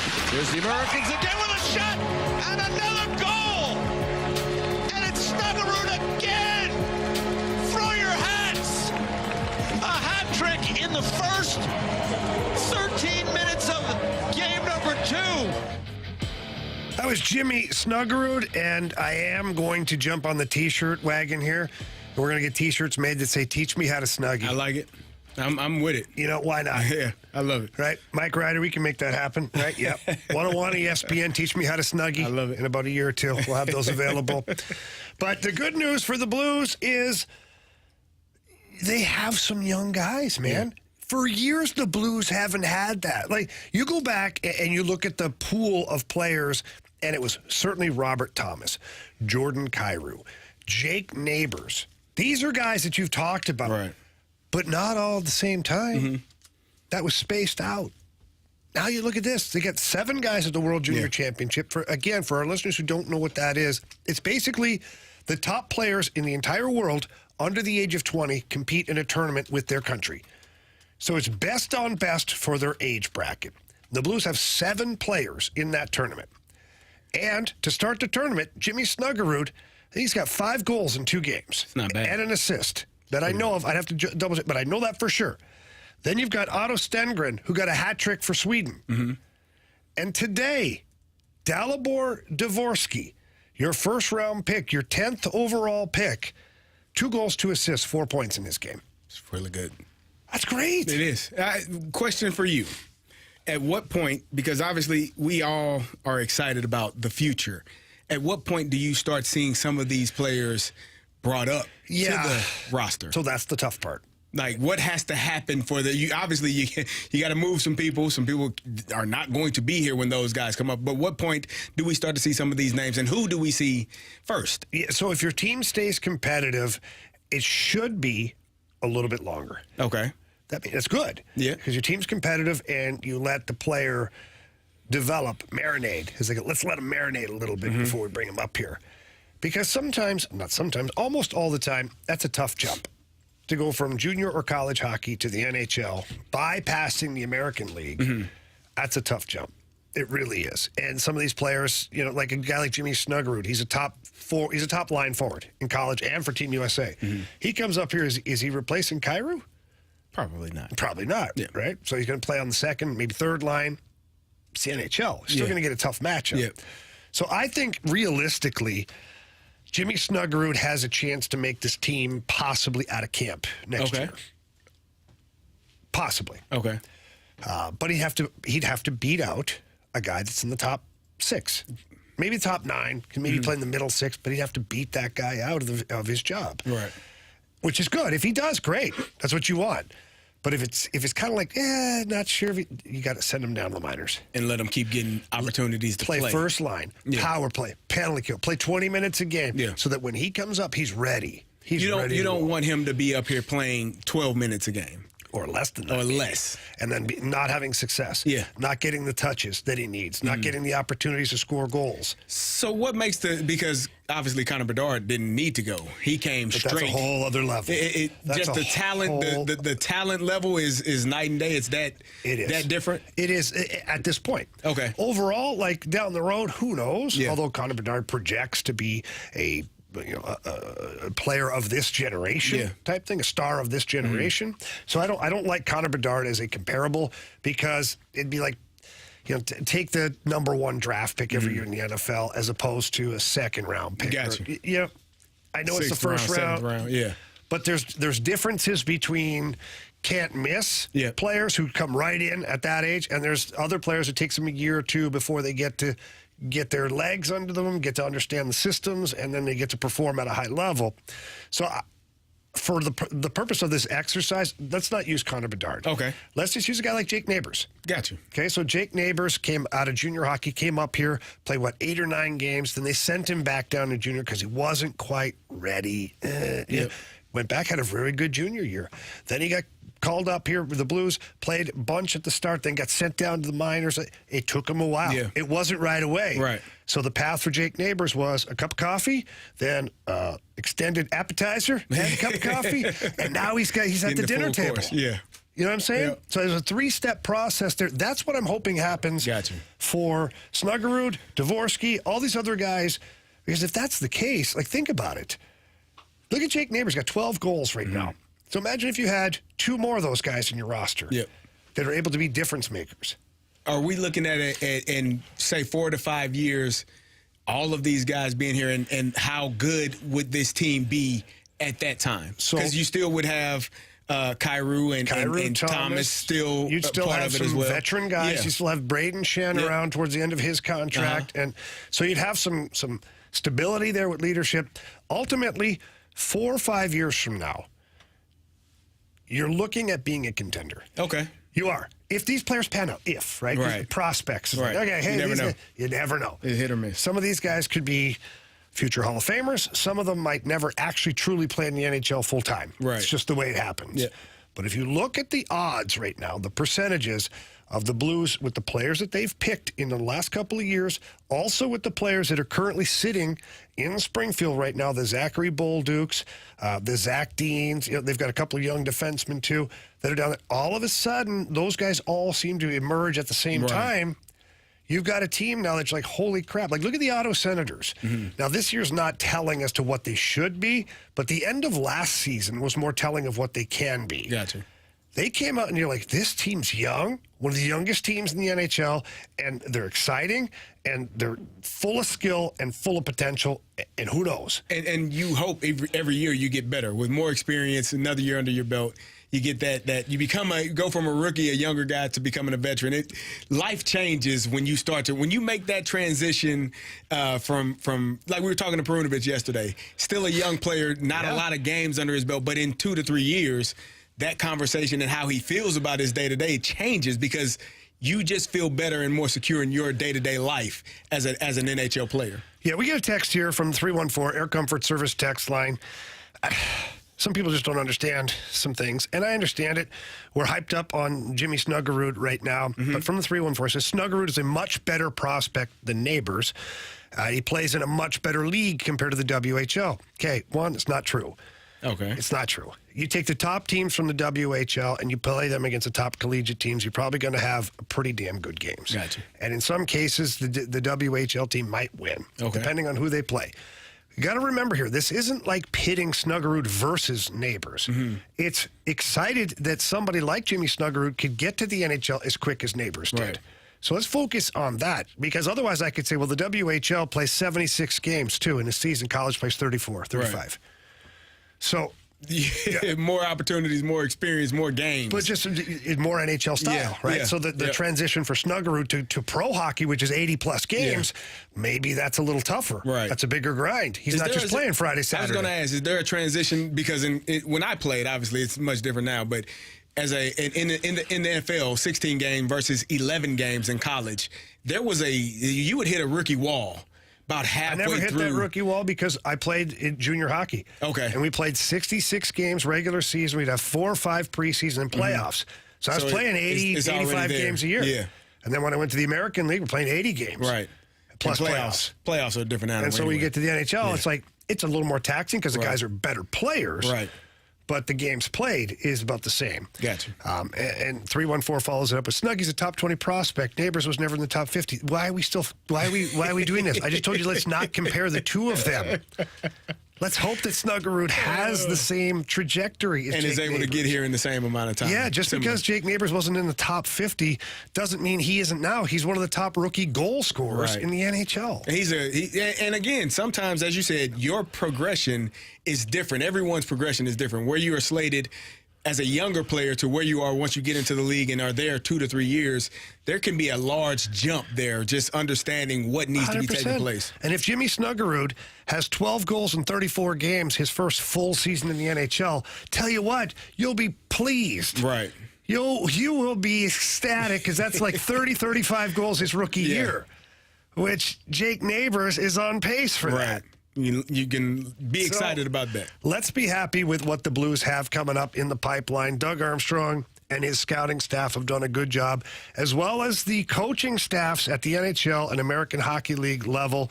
They've got a lot of young guys to be excited about. And yes, it might speed up this retooling of the organization based on what we're seeing here recently with these young prospects. So lots of fun, lots of excitement heading forward with the Blues. Carey Davis, Jamie Rivers, Andrew Marsh. We come back, we're going to talk about 2023, some of the highs and lows. And we want your participation in this as well. We're talking about sporting highs and sporting lows. And for us, we're going to also divulge a couple of personal highs and lows as well. That's next year on 101 ESPN.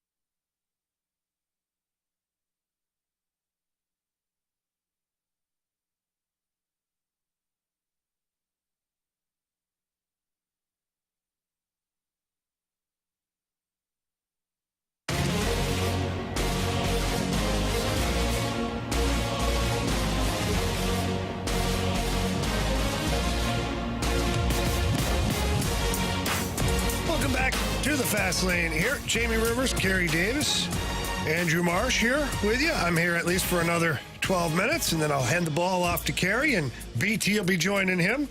All right, before we went to the break, we talked about 2023 highs and lows, sports-wise and personally. So for you guys, what was your 2023 high in a sporting way? For me, well, I'll go. I'm a big boxing fan. I love boxing. Love it. Yeah. Like, I like seeing people get punched in the face. Okay. It's one of my favorite things. Yeah. And so Bud Crawford, Earl Spence was one of the big fights of the year. I'm a Bud Crawford fan. He beat the hell out of Earl Spence, and I expected it to be that way. Actually, somebody owes me some money. I got to figure out who that is. Oh. Just thought about that. Speaking of punching in the face. Yeah, because they didn't come to me. I'm going to have to go to them. That's right. Don't make me come to you. But that was a very, very high for me, just watching that event. Because, again, boxing is one of my favorite sports. I just love the competitive nature of it. I wish we had more of the boxers willing to fight one another. This was one of the mega fights. I mean, Floyd and Pacquiao took way too many years to actually get to it, and by the time they got to it, it was too boring. Yeah. And so this was two fighters really in their prime, two of the best fighters, and they actually decided to actually meet, which was awesome for me. Marshy? My high was the Battlehawks coming back to defeat the San Antonio Brahmas. They were down 15-3 with less than 3 minutes left, and they ended up winning that game 18-15. I thought that was an awesome game and a great way to kick off the XFL season for the Battlehawks. For me, it was starting the game that Adam Wainwright won his 200th game in. Yeah. I'm on the bump. Yeah. First pitch, threw it out there. I set the table for Waino. He came in. I should have got the win, actually. But They didn't put you in there? no, I started the game. You I did? threw the first pitch. They didn't know that. Yeah, but- I didn't know you were there that Yeah, day. Waino followed up. I gave him a little advice. Did you give him a pat on, hey, this is how you do it? Yeah. Watch. I said, hey, see that one there? Don't do that. No, but that was, for me, the biggest sporting moment for me of the year was Adam Wainwright getting that 200th win and just being there. I was there in person, that's pretty seeing cool. it, and not being a part of it, but kind of being there. Like, you know what I'm saying? I joke about it, but it was cool to be there. So that was, for me, the highlight. And I think the three of us probably agree that St. Louis City SC having the season that they had, too, was pretty awesome. Oh, for sure. Seeing the fans that came out for that and the passion was pretty cool. All right, so where do we want to go from here, Marshy? Sporting lows?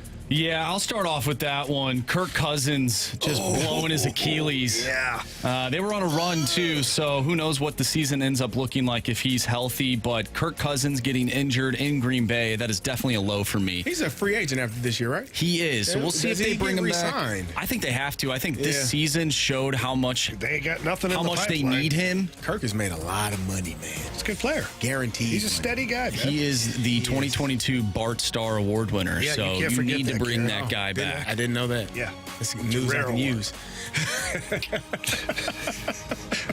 What's your low, Carey? My low is going to be one Connor Stallions from the University of Michigan.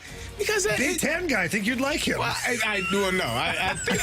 think it brought a black eye to. I mean, you got a guy on the sideline wearing Central Michigan gear with spy glasses on. Fire up chips. That was a bad look. Maybe he was watching on the Amazon glasses, watching a movie. I know, yes, YouTube. I did see though. I don't think that's what he was doing. I don't think so. I think he was recording something. What? I mean, to me, because it takes away from the integrity of the game. Like, we all know. You're doing it anyway. We all know. Of course. If a team is willing to show you their science and you can pick something up, then you do it. But to be on an opposing team's sideline in a game that your team is not even playing in, he was all in. Now, we'll give him credit for that. If you're not cheating, you're not trying. If you're not cheating, you ain't trying. That's what I was taught a long time ago. Have you guys seen the movie I Spy with Eddie Murphy and Owen Wilson? I have not seen that. Oh, you would love the scene where they put the contact glasses in. Yes. That's what it reminds me of, you know. All right, for me, it's an easy one. Actually, it wasn't easy. I had to pick between two. Blues or the Cardinals? To be or not to be? That is the question. I'll stay in my lane, and I'll say that the Blues, not making the playoffs last year, having to sell off all their assets, and then ultimately having to fire Craig Berube, that to me is the low. Yeah. Obviously, things are much better here. They're fighting for a playoff spot. But I would like to see my Blues playing meaningful games come the end of the season to where they have a chance to be in the playoffs, as opposed to last year where there was no meaningful games for a really, really long time. Yeah, last year was a rough year. You had an 8-game losing streak after a 7-game winning. It was weird. It was a lot. It was a lot. It was a lot. It was weird. All right, Marshy, are we going personal stuff or are we going to the text line? Let's go to the text line real quick before we get into the personal stuff. Let's go with, here's a high. Yeah, I was at the game to see Jamie throw out the first pitch. There you go. Willing Wayno to 200. The low for this texter from the 217. The blown save in Miami on the error after the Walker homer to give us the lead. The Jordan Hicks airmailing one? Yep. Yeah. Wow, those are great. That was a good one. That one was one where you're just like, this is bad, bro. It's not going to be good. This is not great. It's not good. Not great. One of the 2023 lows is obvious, according to the 618, leaving a Power 5 team out of the playoff that is undefeated. They must be a Florida State fan. That is ridiculous. I was bothered by that because it almost, we understand how important quarterback play is, but you are really discrediting an entire team. That was a team playing with their third quarterback that won that championship game. The second string quarterback would more than likely been back for a playoff run. And, they played well on defense. They played well as a team. And to just dismiss that entire team because the starting quarterback, who is a hell of a quarterback, not able to play, I think it was unfortunate and unfair. I'll say unfortunate. I won't say unfair. I think they got it right. I don't. I do. I don't. I do. For me, it's like you got a Porsche parked out in the parking lot, but it doesn't have an engine. How are you going to win that race? You probably aren't. Or you got a 4-cylinder underneath the hood instead of the V8. You going to win that race, Carey? It depends on how much gas it requires and how long the race is. No, but unfortunately, in football, there's a clock that tells you how long it's going to be. Well, maybe. So that's the way I look at it. All right, Marcia, what else we got? We have a sporting low from Thanks Dad. When Cards fans crucified Adam Wainwright after the Kansas City game, that was ugly AF to look. Oh, yeah. Or it was an ugly AF look, and it was embarrassing to be a part of the same fan base. Yeah, that was tough. Bad. There were, I think, unfortunately, the combination of a really bad season along with Adam Wainwright not having a great season, still chasing 200. I think people just got a little confused maybe in their points of view at times, but... Yeah, but they were terrible. So what difference did it make? It's not like... Some people, though, Carey, has viewed Adam Wainwright as part of the problem. How many games did he take at bat? How many games did he pitch out of the bullpen?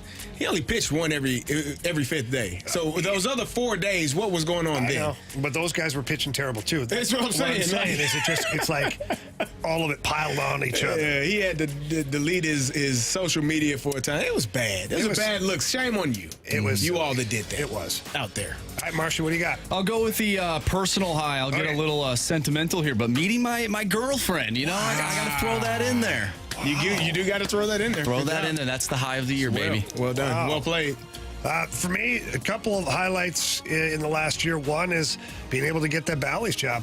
Congratulations. Obviously, here at 101 ESPN, love being here, and now to expand that into doing TV for the Blues was awesome. And also, little merger, the Rivers house. My girlfriend Ashley moved in with me in the last year, and it's been awesome. So those are two personal highs. Congratulations. My high is going to be here right now with you all. Nice. That's awesome, man. I love you guys, man. You guys are awesome. It's been tear up. Yeah. Wasn't expecting that one. No, it's obviously the transition from mornings to afternoons it's a difference. I love Randy. I love Brooke. I love Rock. Those guys are awesome. But I do love being in here with you all. So I'm looking forward to what 2024 holds. I think we're going to have a lot of fun and do a great job. All right, awesome. On that note, we're not going to go to the lows. Forget about that. We're going to stay positive here in the fast lane. We got the Gauntlet coming up next. We got a new contestant, or we need a new contestant. So please text in to the Air Comfort Service text line 314-399-9646. Gauntlet with Carey Davis, Brad Thompson, and Andrew Marsh coming up next.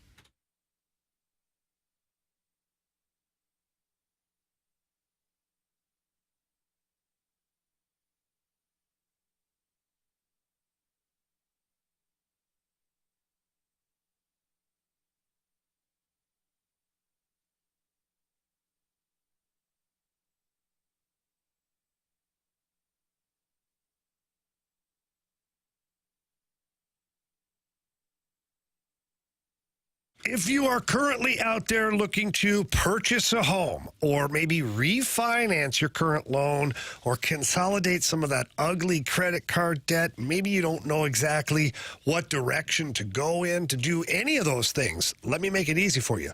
Call Stewie from Stewart's American Mortgage Corporation. If it is that home that you're looking to purchase, Stewie's right there. He's going to help you every step of the way. He's going to make sure that you get to the closing table, and he's going to get you the best interest rate possible. And he also has the bagel loan that helps out too. And that's where you borrow $200,000 or more. And here are some of the great things that come along with that. There's no underwriting fees, no appraisal fees, no title fees, no lender fees, and no closing costs. And again, Stewie can get you to the closing table in sometimes 10 to 15 days. It's that easy. And when it comes to refinancing, Stewie's your guy. Any questions at all about the Federal Reserve or interest rates and trends and where things are headed, just call Stewie. He's going to take care of you. He's our guy here in the fast lane. He's got to be your guy too. And you just call him or text him at 314-324-4440. That's his personal cell phone number, 314-324-4440. Or you can Google the bagel loan. 226-715.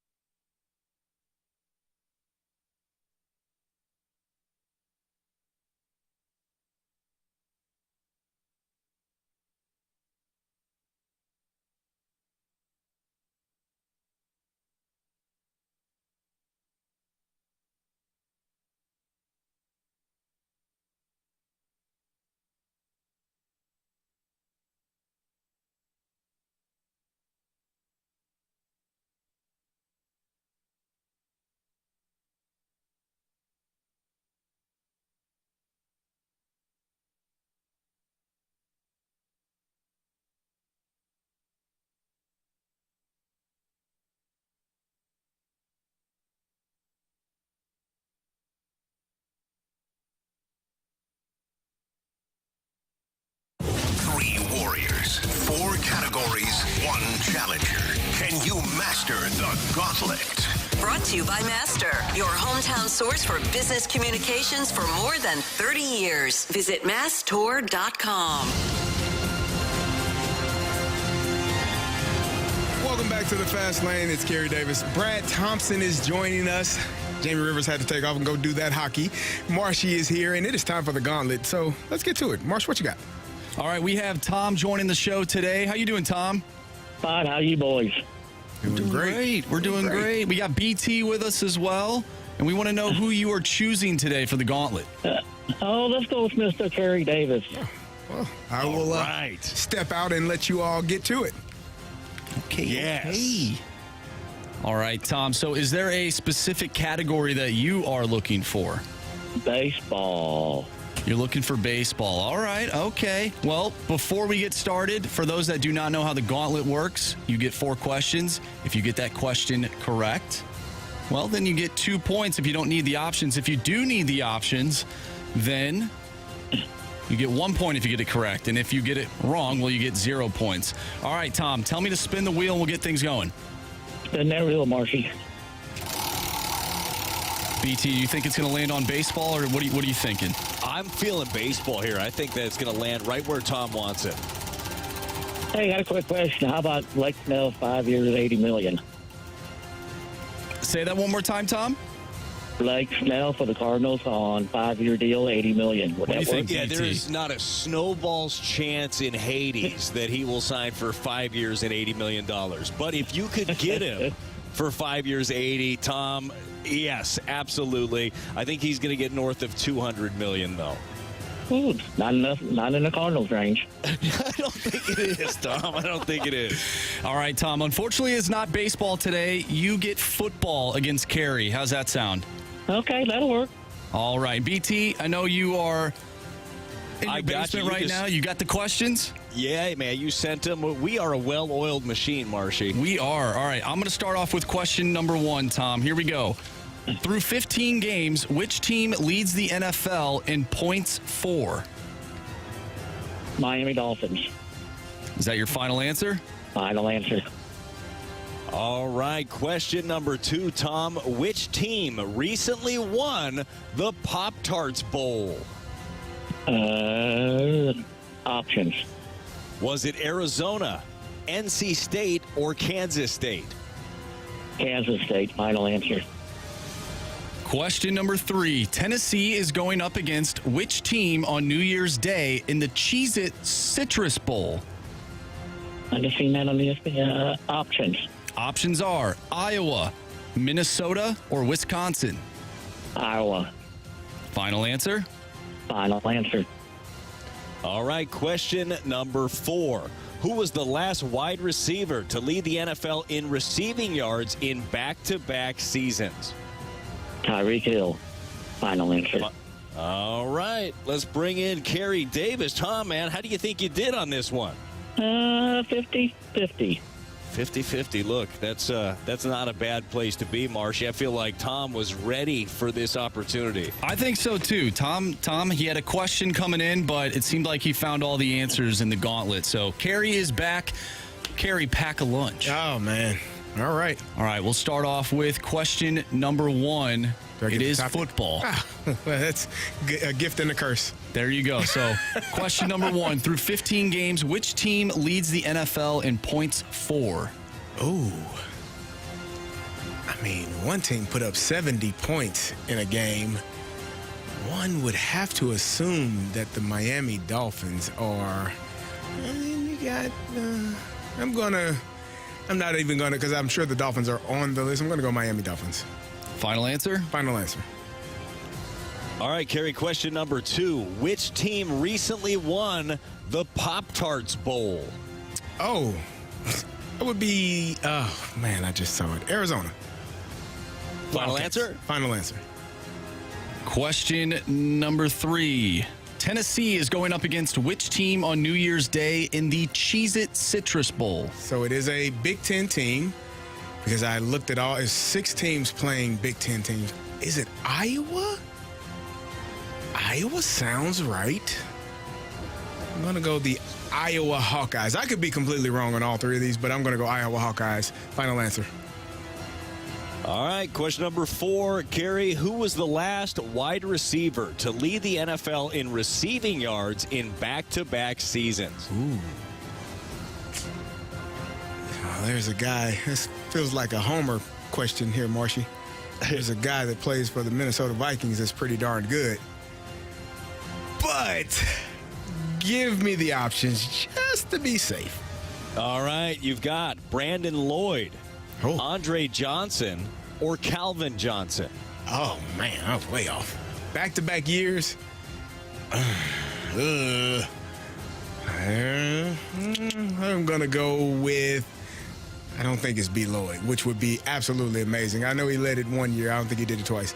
I'm going to go Andre Johnson. Final answer.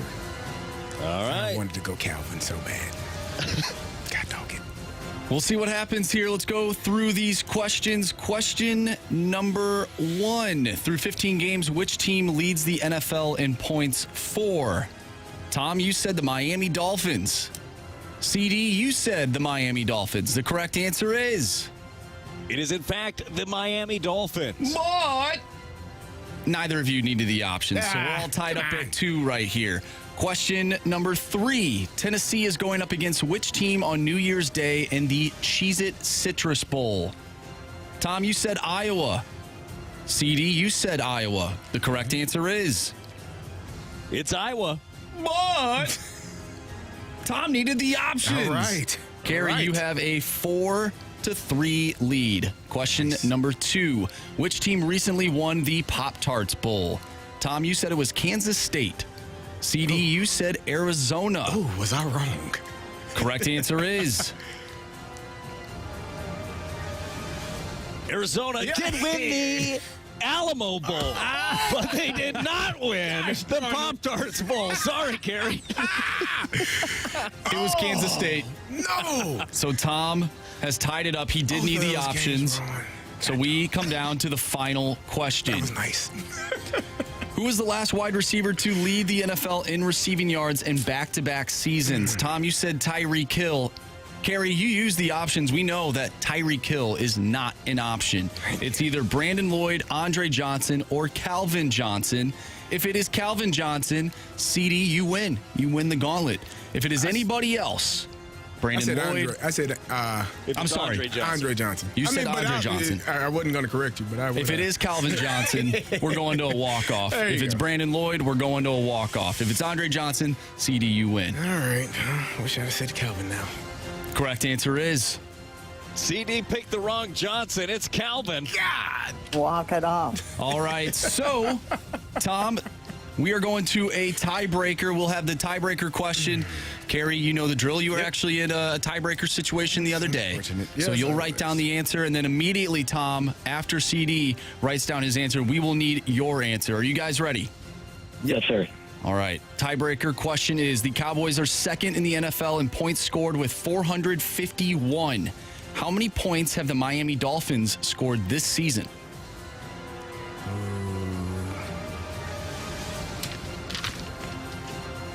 All right. We have Carey's answer. Tom? 610.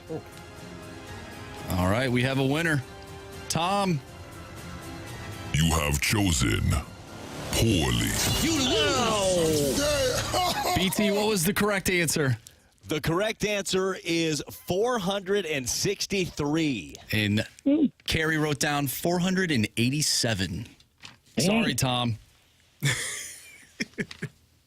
Good try. Thank you, guys. Good job, Tom. Thank you, Tom. You guys have a good New Year and good weekend. Thank you. Same to you. Thank you, Tom.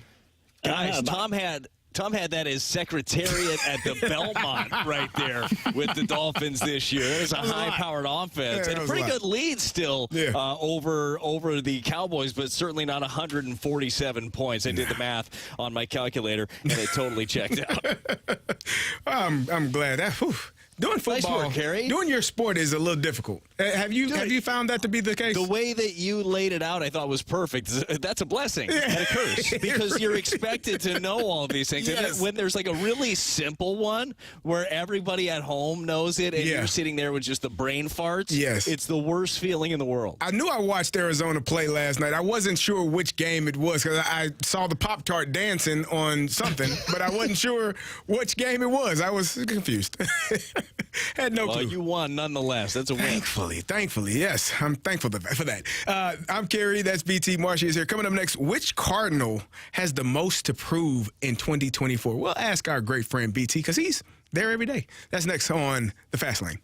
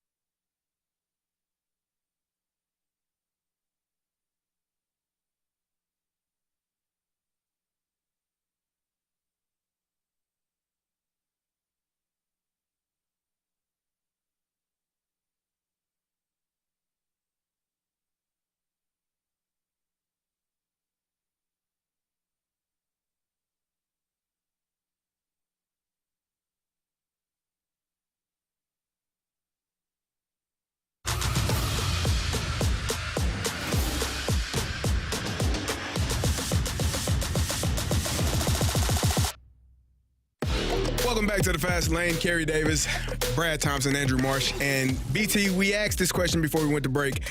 Which young Cardinal has the most to prove in 2024? So we're going to go. I'm going to give you some names, and if you want to add someone, you're more than willing to. You got Mason Wynn. He's a young guy. You got Jordan Walker. Obviously, Nolan Gorman. Anyone else that you would like to name on that list? Anyone else? Maybe some of the pitchers that you would be thinking about? Yeah. Which one of these guys has the most to prove?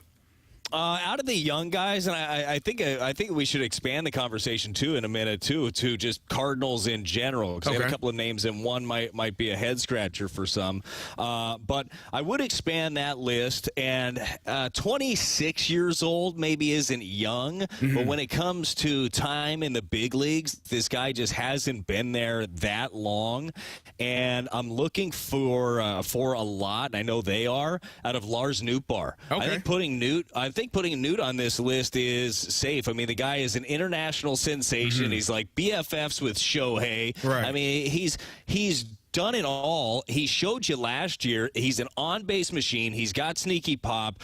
He doesn't strike out a ton. He knows his strike zone well. I want to see it for a full season, Carey. We saw it for 117 games last year, but Lars Nootbaar is one to me. You hear all these different trade rumors of people are calling for Cardinal outfielders, and they want Nootbaar, and the Cardinals are shutting it down. He needs to be a dude for them. I think that he is a very important key piece to what they're doing next year. You agree with that one? I do. I think he's one of the names that when you are looking at this, particularly the outfield, you need a guy. You got to have guys that are going to be consistent, playing well, playing at a high level. And I do think that his name is one of the names on that list that you want to perform and want to see him perform at a high level more consistently. I think he did a great job at times last year, but I think he leaves me wanting a little more every now and then.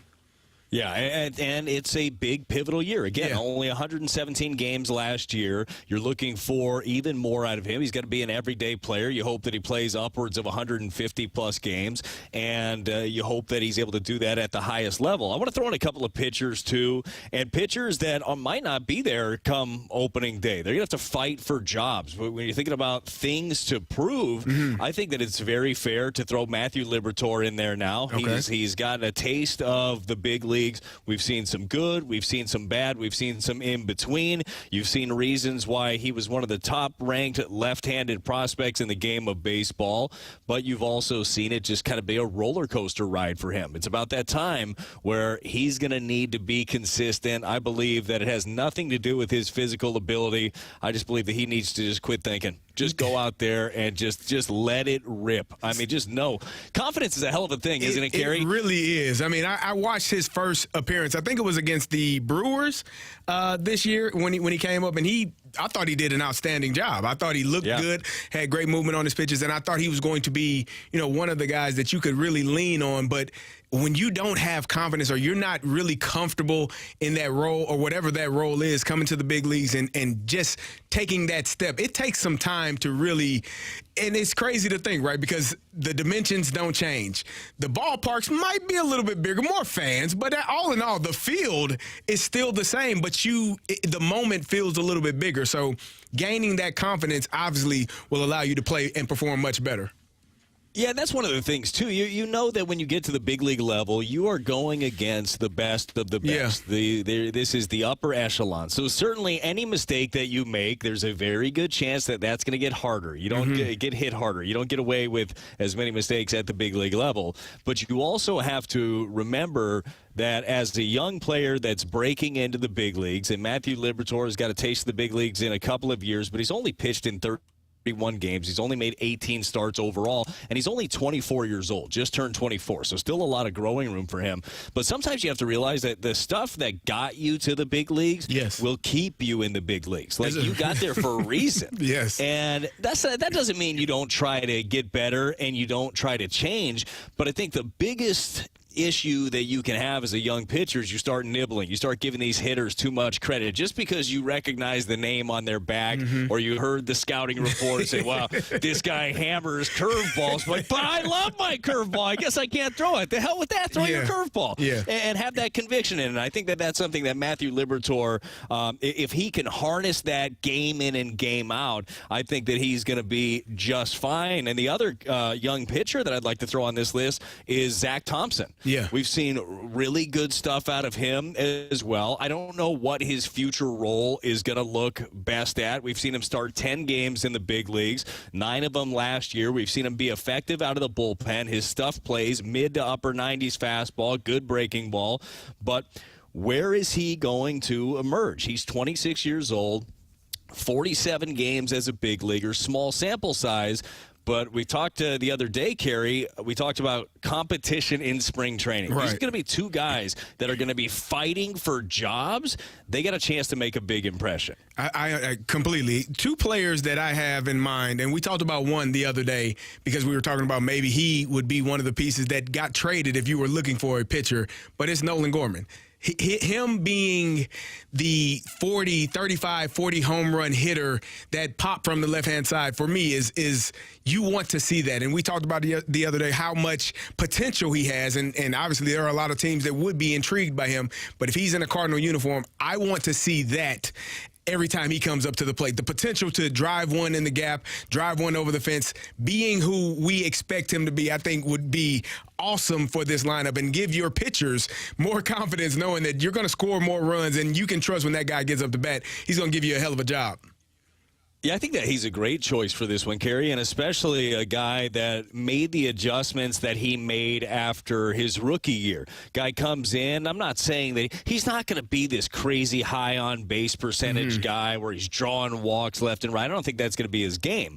But he did revamp his swing from 2022 to 2023 where he wasn't as susceptible to the fastball up in the zone because he, like, as soon as the big leagues have a book on you, they're going to keep going to it until you prove you can either lay off of it, which was a huge issue for that high fastball for him, or you can hit it with authority. And he started laying off of it a little bit more. I think that one of the biggest keys for Nolan Gorman heading into next year is realizing that he has power to all fields. We see that prodigious power pull side. I mean, he hits some majestic homers, but we've also seen him let the ball travel and really scorch the ball the other way. I think that's going to be a big key if he continues to unlock that, but I really like that one. Who's the other guy you had on your list? The other one is Ivan Herrera, and only because I like it. So the reason being because if we still believe in Wilson Contreras not having to catch every single day, and because he can DH and hopefully not in the outfield, I don't necessarily want to see him in the outfield. I'm good on that. But DHing and taking some of those days off from being behind the plate, you need a solid guy behind the plate. And I think Ivan Herrera can be that. It's similar to what the Blues have with Joe Hofer and Jordan Bennington. When Bennington is out, you trust Joe Hofer to take care of the business. If Ivan Herrera can step up into that spot, now you're looking at a team that can have Wilson as the DH. If Nolan Gorman is not doing well, back is sore, whatever the case may be, he can have a day off. I think that just opens up more things for this team if Ivan Herrera does a really good job in 24. Yeah, man, 2 really good ones. The Herrera, it wasn't that long ago, Carey, we were talking about heir apparent, right? That he was supposed to be the guy after the guy of Yadier Molina. Now, things have slowed a little bit, pumped the brakes on the whole heir apparent thing. But we want to talk about another guy that made big adjustments last year, both offensively and defensively. It's Herrera. Totally changed his setup as a hitter. He's way more open in his stance. He's seeing the ball better. He's driving it. Now, Carey, I'll be totally honest with you. I really don't care what he does with the bat. I want him to be great for his pitching staff, and his preparation is very good. You know, we lauded the preparation of Andrew Kisner, how he went about it, and it was a conversation that I had during the season with Ollie Marmol about Herrera. I said, hey, from that standpoint, where is he? And he said, man, he is a lot closer to Kisner than you would expect, like as far as hours and time and preparation going into game planning. That's like that's not a normal thing for a lot of young catchers who just never have done it, especially at the big league level with all the information that is there.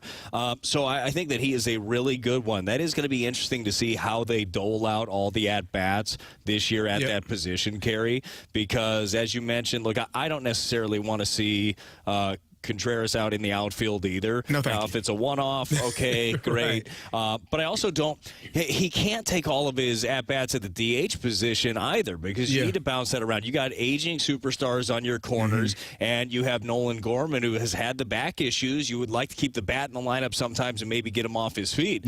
So that – DH flexibility is really an important one, but I like the Herrera one overall. I'm going to throw you another name that's not a young guy, okay? But I think that he's got a lot to prove this year. I'd say maybe the most to prove out of the entire roster. How about Steven Matz, Carey? I knew that was going to be the name that you brought just because of he had a hell of a spring training. I thought he did outstanding in spring training, and we were expecting the season to kind of go in that same way, and then he struggled.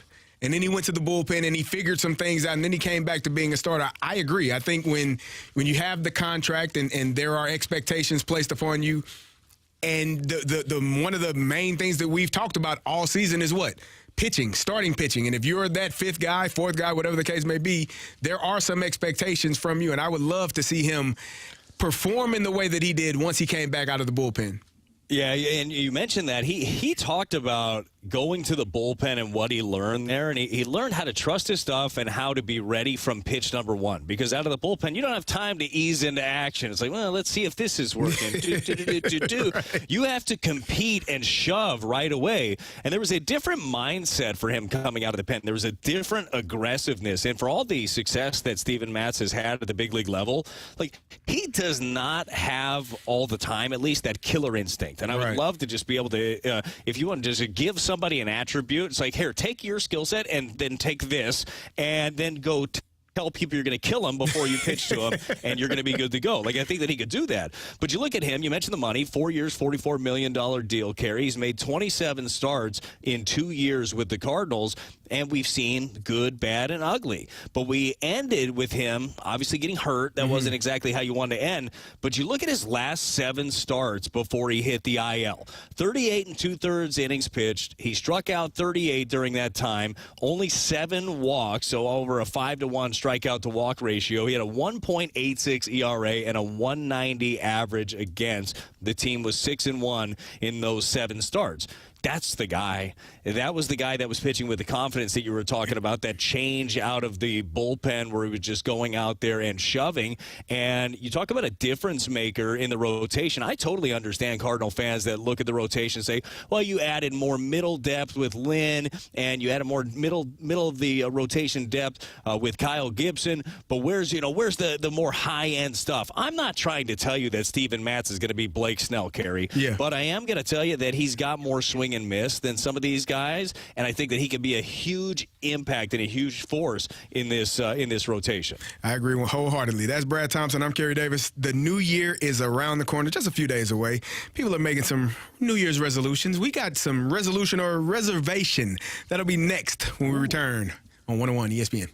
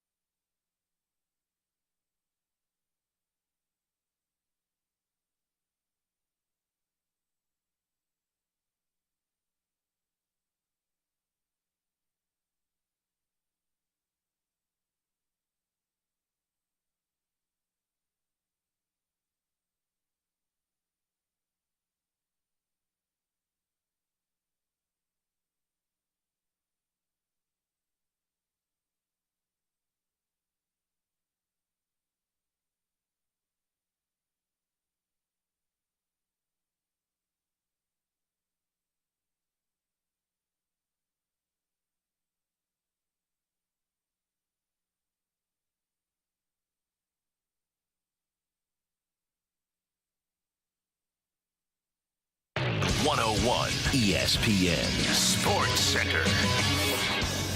I'm Andrew Marsh. It's time for a Sports Center update driven by Johnny Londoff Chevrolet and Johnny Londoff Autoplex. The Blues are back in action tonight, taking on the Colorado Avalanche. Pregame starts at 6. Puck drop is at 7, and you can catch all the action right here on 101 ESPN. Also tonight, Mizzou will take on the Ohio State Buckeyes in the Cotton Bowl. We talked about that earlier in the show. If you missed that segment, make sure you go to 101ESPN.com or check out the free 101 mobile app.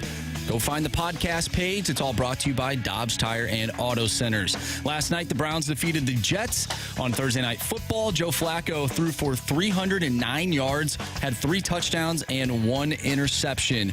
On Monday, we will have some college football action for you. The Fiesta Bowl, followed by the Rose Bowl, which will pit Michigan up against Alabama. And then the Sugar Bowl, following that, it will be Texas versus Washington. Coming up next, we have resolutions or reservations as we head into the new year. I'm Andrew Marsh, and the Sports Center update is driven by Johnny Londoff. Find new roads and shop 24/7 at londoff.com and londoffautoplex.com. Are you kidding me?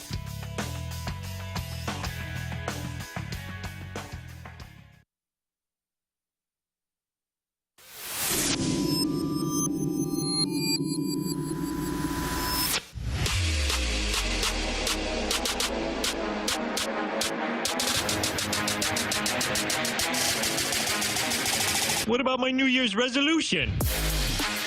Welcome back to the Fast Lane. As I said earlier, the new year is a few days away, and everyone likes to make New Year's resolutions, right, BT? We enjoy that.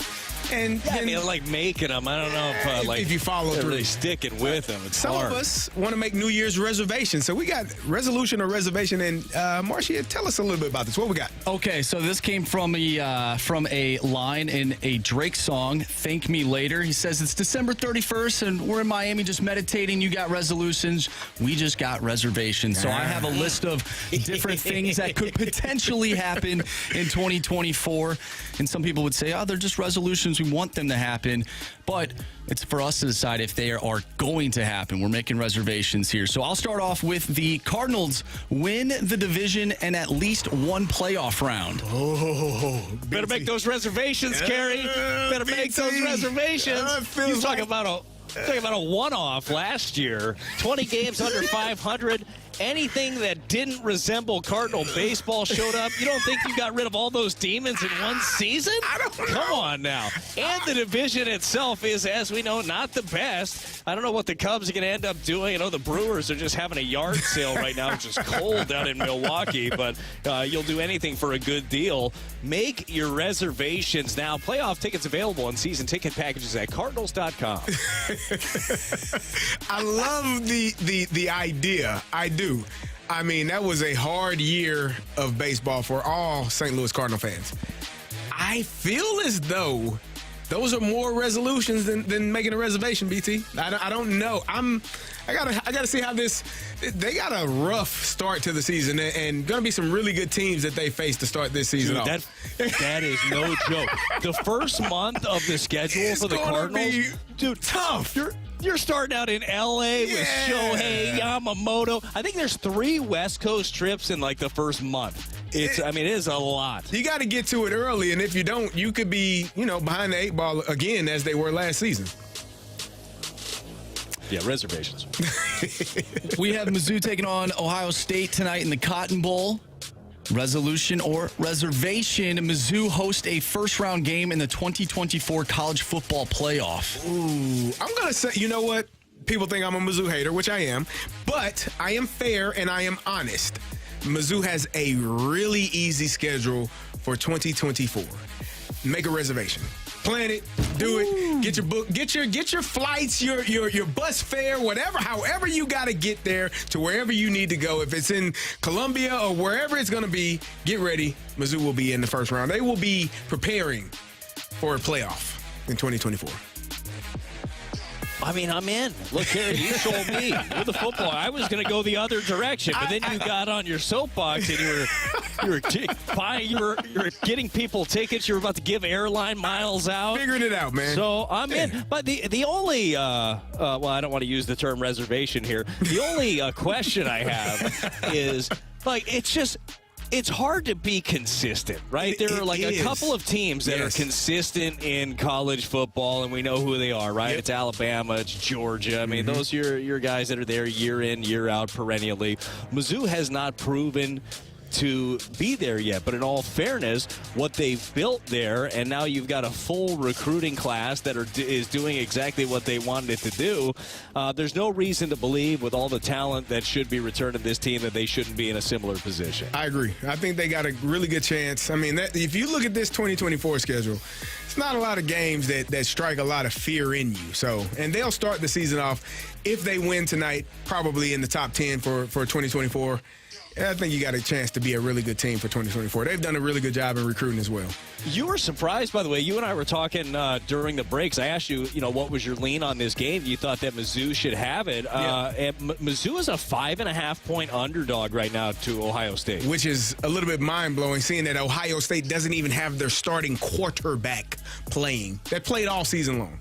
Hey, Ohio State has done that before. They have done it. They won a national championship. Cardinal Jones. With the third guy. Let's go back to the Cardinals on this one. Resolution or reservation for the Cards? They trade for another starter before spring training. Yeah, get some resolutions on that one. I think you look at it and you're like, that would be good. Like if it falls in your lap, that'd be really like. I would love to have abs if it's easy. I think that would be nice.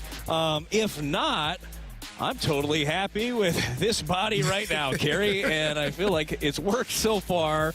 We're going to be good to go. I think that's more of a resolution. I really think that if the right deal falls to them without what they feel is like crippling either their major league roster, I would say more so their major league roster than their farm system at this point, I think they would do it. But for the type of starter that is really going to change your franchise for this upcoming year at least, it's going to be hard to see a deal that doesn't hurt your big league team. Yeah, I'm resolution as well. I think in free agency they are more than likely completely done with that. And as you said, making a trade would involve moving some pieces that you may want to see how well they perform to start the season off. Guys, I think it's no secret that Blues fans want Jordan Kyrou's offensive numbers to go up. Right now, he has 9 goals on the season. So resolution for Blues fans, or is it a reservation that Jordan Kyrou is a 30-goal scorer by the end of the season? We got 9 right now in 34 games. Is that right? Is the math mathing? I think the math is mathing. What do you say, BT? Is that a reservation? This is quite the resolution, isn't it? Look, you're tied for 114th in the NHL in goals right now. Now, this is a guy that is not afraid to take shots, for sure, at the opposition or his former coach. You look at 18th he's 18th in the NHL with 120 shots. I mean, that's pretty good. So he'll get his at some point. He'll get them, but he ain't going to get up to 30 this year. Too soon? Is it too soon? Maybe not. I mean, it's done. What's done is done, BT. What's done is done. When you say things, Carey, I've learned once it comes out of your mouth, people don't forget. Nah, you can't bring it back. Because I still have comments that I've made come back to me all the time. I've heard about those. Yeah. Puppies. You love them, though. Big fan. Big fan. Even the ones that eat your furniture. Yes, still have that dog. She's eating 4 chairs. She's the best. Expensive, but good dog. All right, BT, you are the resident soccer expert here on the show. Resolution for City SC fans, or reservation that the club repeats as the #1 team in the West next year? Yeah. Oh, look, Carey, I'm a big soccer guy. Yeah. Huge soccer guy. Grew up knowing that soccer was a sport. So, look, I can see the optimism, and there should be optimism. You're the first ever expansion team to win your conference. That's something. They came out 3 points ahead of Seattle to do so. The thing is, you know how hard it is to repeat just in general, right? And I think the next step for City is not to win the conference again. It's to advance in the postseason. Yes. So I think that's where the focus should be. 18 teams, as you know, Carey, make the playoffs in MLS. Mm-hmm. All right, there's plenty of room to get in, plenty of wiggle room. So when it comes to repeating again, I'm going to go as resolution on this one, but that doesn't mean it's not going to be a great season for them. You know what? I agree wholeheartedly. It is so tough to repeat the success that you have. And normally in your second year, especially as an expansion franchise, teams know you. They know your style. They figure it out. They start to pick up on tendencies. They know exactly what you are and what you're going to do. And so I believe with all of that said, book your reservation because they're going to do it again. They will be the number one seed. They will win a playoff games and make it to the second round and potentially be the champions. So get your reservations ready. That's my opinion. God, I like it. You're going to be sitting there front row with the Luligans. I love it. Yes. Yelling and screaming and doing all of the chants. Got to learn them first, but I'll get it done. Well, you can blow out a vuvuzela then. I don't know about that. No, thank you. Go ahead and try it right now. No, thanks. Coming up in 15 minutes, we have the Sports Six Pack, so make sure you get your text into the 314-399-9646. But up next, we have What's Trending. That's coming up on 101 ESPN.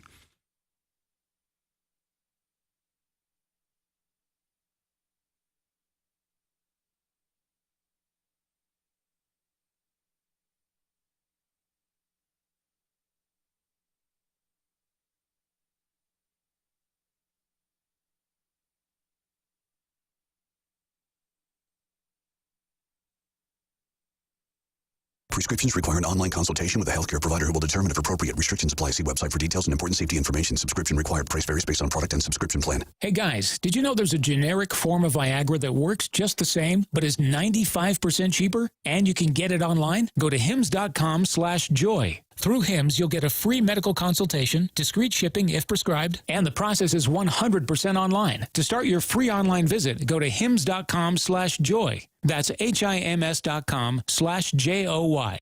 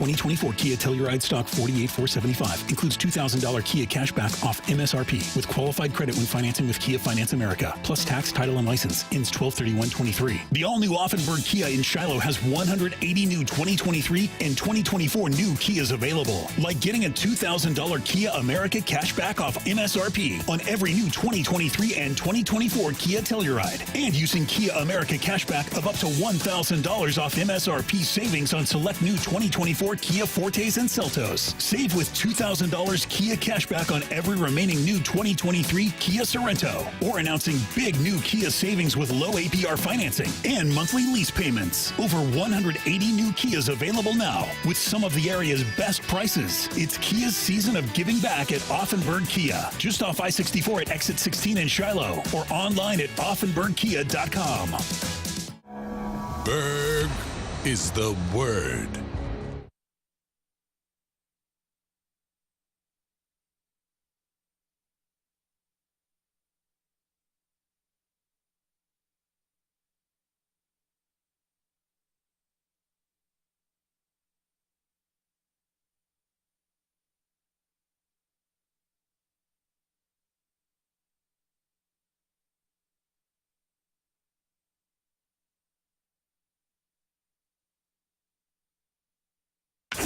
time to find out what's going on in the sports world with What's Trending Now. Brought to you by Goodwill. Donate a car and get tickets to the St. Louis Cardinals.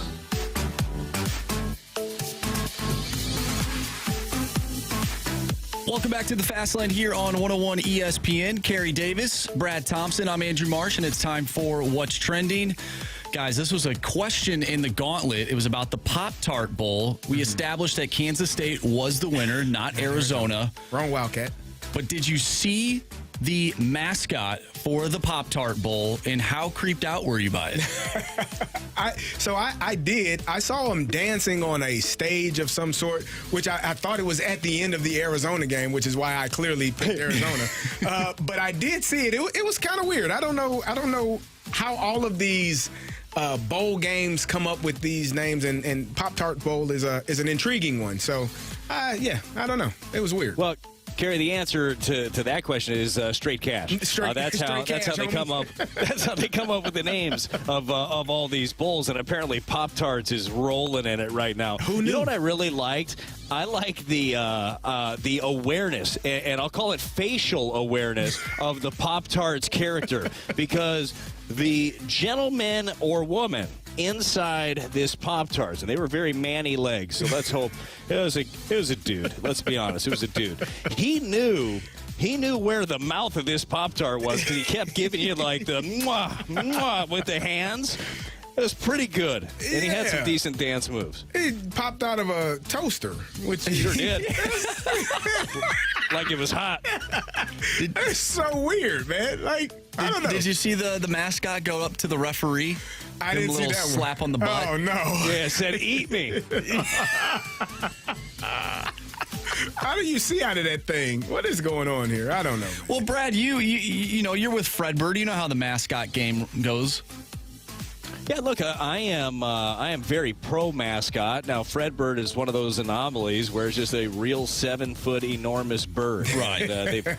Ageless wonder, really, this thing. But it is a special art to being a mascot, and I would say it's probably it's either like an easier gig because it's the first time and nobody knows what to expect out of the Pop-Tart guy, Carey, or it's a very difficult one because you're a damn Pop-Tart. What are you supposed to be doing? Like what are the moves that a Pop-Tart does? I don't know. Blowing kisses, clearly. Right, that's it. Like, here, this is my move. Is there training for that? Like, do you have to have some type of special? Are there classes for mascots? You know, you have the minor leagues, and we had college football. You have to be trained to be a professional athlete. Do you have to be trained to be a professional mascot? So I don't think that you have to be. Okay. Like, I don't think that there's anybody that's like, hey, you're hiring a mascot. Does he have his master's in fake throwing up or whatever it is? But there are mascot schools like all over the country. Wow. There are different like schools that mascots can go to. Huh. Learn something new. Yep. Guys, we talked about Russell Wilson not playing for the Broncos anymore. It appears that he will be sat, and you know, whatever you think about it, if it's a play issue, if it's the money issue, that's up for you to decide. But Ryan Clark was on Get Up, and he is a former teammate of yours, CD, and he was not too fond of how Sean Payton, the head coach of the Broncos, has treated the situation, and this is what he had to say. Let's be honest. Sean Payton has behaved as a thug since he became the coach of the Denver Broncos. Immediately when he gets in the building, he starts to undercut Russell Wilson personally and professionally from his first press conference on. He tells Russell Wilson, you have to stop kissing babies, stop behaving as if you're running for office. Nobody kissed more babies in New Orleans than Drew Brees. Period, point blank. From the beginning, he walked into this building and he had a point to prove when it came to Russell Wilson. You're going to be just like everybody else. I'm going to treat you just like I treat everyone else on the team. That's not the way it works with franchise quarterbacks, right? With a franchise quarterback, he's talked to differently. There are conversations instead of being talked at. You don't berate them on the sideline against the Detroit Lions because you don't agree with their play. We watched Sean Payton in New Orleans for a decade and a half, never treat his quarterback this way. And so now as you move through and you hear about the phone call, you hear about talking to his representatives about restructuring or doing whatever they wanted him to do to the contract, this was just a means to an end for Sean Payton. This was going to happen at some point. We talked about it earlier about the style of coaching that you and Jamie preferred. Yep. CD and BT bringing you into this conversation as well. What are your guys' thoughts on how Sean Payton has handled the situation in Denver? I think it's been bad. I think it started with disrespecting Nathaniel Hackett, the head coach prior to him, talking about how poorly of a job he had done and the mess that he had to clean up. It's hard to be a professional athlete. It's hard to be a professional coach. And so to disparage the coach that came in before you was bad enough. But what he has done, I talked about it a couple of days ago, how he was berating Russell Wilson on the sideline and how he was speaking to him. You never see that from a head coach to a starting quarterback. There are different rules. They live by a different set of rules than, the third string tight end or the starting fullback or the backup left tackle. It's just how life goes. And so the way that I don't disagree with anything that Ryan said. He has been, Russell, can be a little bit odd, I think. Had the 2 parking spots, had the 2 offices at the facility. You want to clear those things out. But at the end of the day, he is potentially a future Hall of Fame quarterback, and you never see coaches speaking to quarterbacks in that manner. It's the crazy thing to me, CD, is a guy that has been in the NFL as long as Sean Payton has. How does he make such a mistake? And the only thing that I can come up with is that he's really only had one other quarterback, and that was Drew Brees. Yep. And Drew Brees is probably not wired like Russell Wilson post-Sierra, So it seems like if that's all you know and you haven't had to work with other personalities really, and that one has done it at a high level, then I guess it makes it a little bit easier. But no, that is mismanaged. As simple as it is to say, like, hey, everybody, we're all the same here. No, we're not. No. Albert Pujols is going to be different. If he hits a ground ball to shortstop and he tries to bust ass to first base, I'm almost going to be mad at him. You dog it. You walk there and make sure you're healthy for the rest of it. And if a rookie comes up and he dogs a ground ball to shortstop, well, you're on the bench. It's a different conversation. You're not Albert Pujols. It's a totally different conversation. But there is some hand-holding to be done with some stars out there. That's a totally different thing than an effort-based thing, but you got to play up the ego, and you know that it's worth it at the end of the day. Now, I don't know if Russell Wilson is worth it anymore. I don't know what that game is going to look like where he goes. He's still getting paid a lot of money. So he's getting paid a ton of money. Regardless of if it's a win-win for him, or you don't want me to play. Cool. Is the check going to clear? That's all I'm worried about at this point. So, but wouldn't that tell you a little bit about Russ, though, if he doesn't have that fire? Can he go anywhere? He can't be a backup. Russell Wilson be in the story somewhere. He ain't gonna do that. It's like Cam being the backup. Yeah. That was always a story. I just don't know I wonder if he has that in him where he could just actually fight for a gig again. Forget the money. Right. The passion of going to your former Steelers and fighting it out with Kenny Pickett for a job. Well, you know what? That doesn't sound too bad there, BT. Right. When you put it that way. Hey, I have to ponder on that one for a little while. Yeah, sit on it for a minute. Mr. Limited. He's very limited. One guy that is not limited, we talked about him at the beginning of the show. BT, I definitely want your thoughts on old man Joe Flacco. Oh, you mean the Hall of Famer? Oh, my goodness. I was driving around earlier, and I heard you guys going at it back and forth. I loved it. What are we doing here? So, does it speak more to what Joe Flacco is able to do or more to what Deshaun Watson can't do? That's the question. That's I a very have good for you, question. Carey. That's well, I won't say that Deshaun Watson wasn't able to. They were winning games. They were still, even though he wasn't performing to the level that I think we were expecting him to, that he did in Houston. He was one of the top 5 quarterbacks before the entire suspension and dismissal from the team and all of those things took place.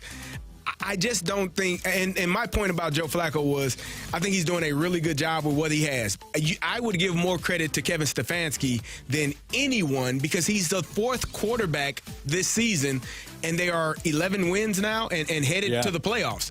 That speaks volumes to what that coach has been able to do with all of the injuries. Nick Chubb going down. Amari Cooper didn't play. You got injuries left and right. You got multiple offensive linemen out. He has done a fantastic job of helping that team find ways to win, and I think it's more on Stefanski than it is Joe Flacco. I don't consider Joe Flacco just a guy, but I don't consider him a future Hall of Famer either.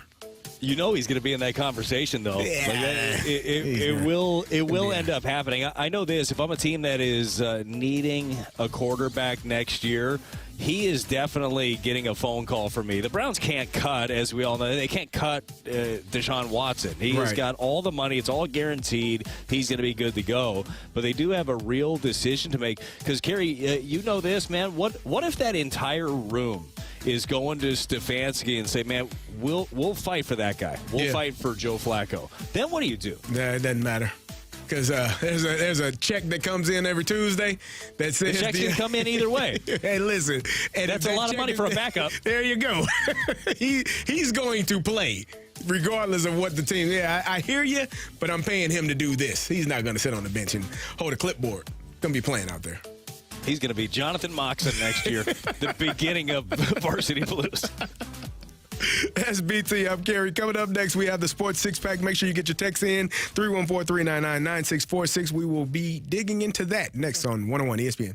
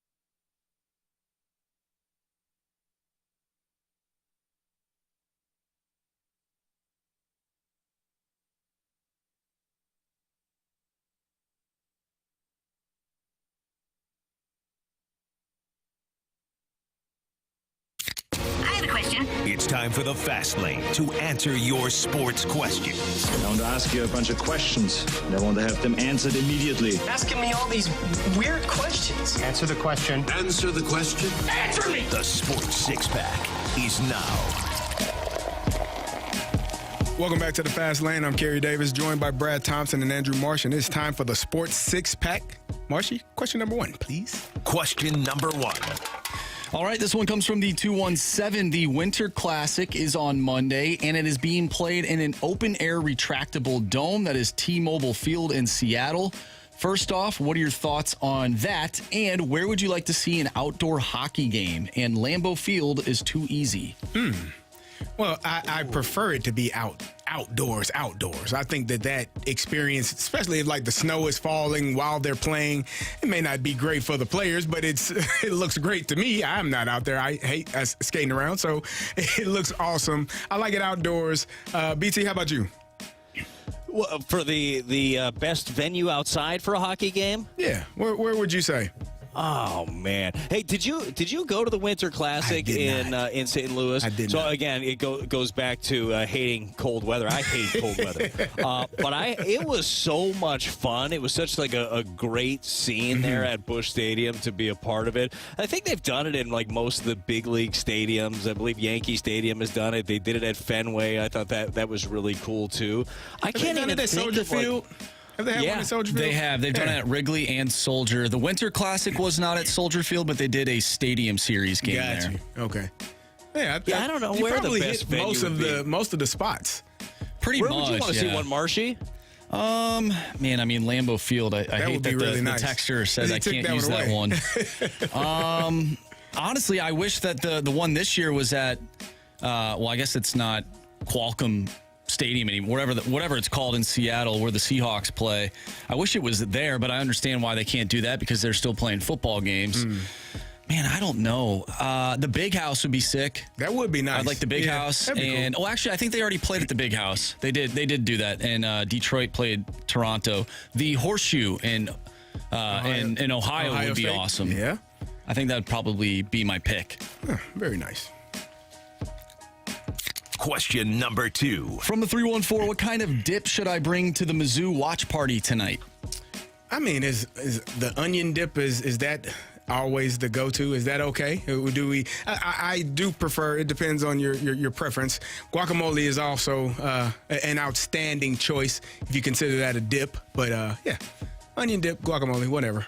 Onion dip is a classic, CD. You can't go wrong with that. You could use it for chips, which I would go that way, or veggies if you want to try it, right? Play for the tie a little bit. I'm a big fan of the buffalo chicken dip. I like that one. It's a nice one. I had recently somebody brought it was like a Philly cheesesteak dip. It was like ridiculous. Really? BT, that sounds outstanding. I'm learning as I get older, my body doesn't do well with things that it's just not great. So no, it's hard. It's good when I get it. It's not good later. It's really bad for me. Yeah, the guac is one of my favorite things. Yeah. If you go to a place, give me some tableside guac. They chop it up, make it a little spicy for you. I love that. Ask Polo. Have you had Polo's guac? No. Yeah, ask him. Ask him. He brought in some guac. I see Polo like every day. He never brought me any guac. Outstanding. He does it really well. Make sure. Yeah, buddy. Did he? So I had a teammate once, and I won't say his name, but this teammate would bring in, and he'd bring it in like a huge Tupperware, his family's famous salsa, okay? And this, Carey, this stuff was incredible. It was so good. And it was like, the really thin, really well diced up, great. Come to find out a few years later, he got married and his wife told my wife that the family recipe is like paste picante and then they throw in their own cilantro and then blend it up. I felt so cheated. Felt lied to. Yes, where I was just like, pick out a name, any name, where I was like, oh man, the Reyes, we'll call it, family recipe is paste picante sauce with cilantro. What? Oh, unbelievable! Unfortunate. Do you guys like crab dip? I do. I like really anything. Look at me. I'm not turning down many meals in life. I enjoy it all. Just doesn't sit well with me later on. I'm not a seafood guy at all. I don't do any of the nothing. Oh, you're missing out. Yeah, you are. Allergies? That's what I know. Just it's to the way it tastes. Just to the way it tastes is my allergy. That's a terrible choice. We went to dinner last night. We had a family dinner. It was my nephew's birthday, and they brought out this fancy appetizer of mussels, and everybody was trying. I'm like, they're passing it my way. My son is 10 years old. He's like, I'll try it. He ate like 4 of them. He's like, these are really good, Dad. You should try it. I go, nah, dude, you're braver than me. I'm not. And everybody said they were awesome. It's just not me. Not your thing. I feel you. Question number 3. From the 314, what's one of the most aggravating things you do with watching sports that you are trying to give up in 2024? Shoot the puck! That's needed, Carey. This team sucks on the power play. It's us yelling is what gets them to do it, though. Clearly, that's what I'm saying. Yeah, they need some help. You know what? I want to quit complaining about the umpires. You know what? There are going to be bad days. Yeah, you know, all right. And it isn't. Me complaining isn't going to make Angel Hernandez better. It's not going to make C.B. Buckner not look confused. Yeah. You know, it's just like, what is it? So let's just let it go, right? Well, a horrible call by C.B. Next pitch. Like, just let it go because it's not worth it. Some of them you can let go, and some of them are so egregious. It's like, man, how did you miss that? It almost feels intentional sometimes when referees or umpires are like, what is going on here? What are you doing? Fortunately, we have like the replay for some of the egregious ones on the bases and stuff like that, where it's just like, safe. What do you mean safe? Because I said so. That's why safe.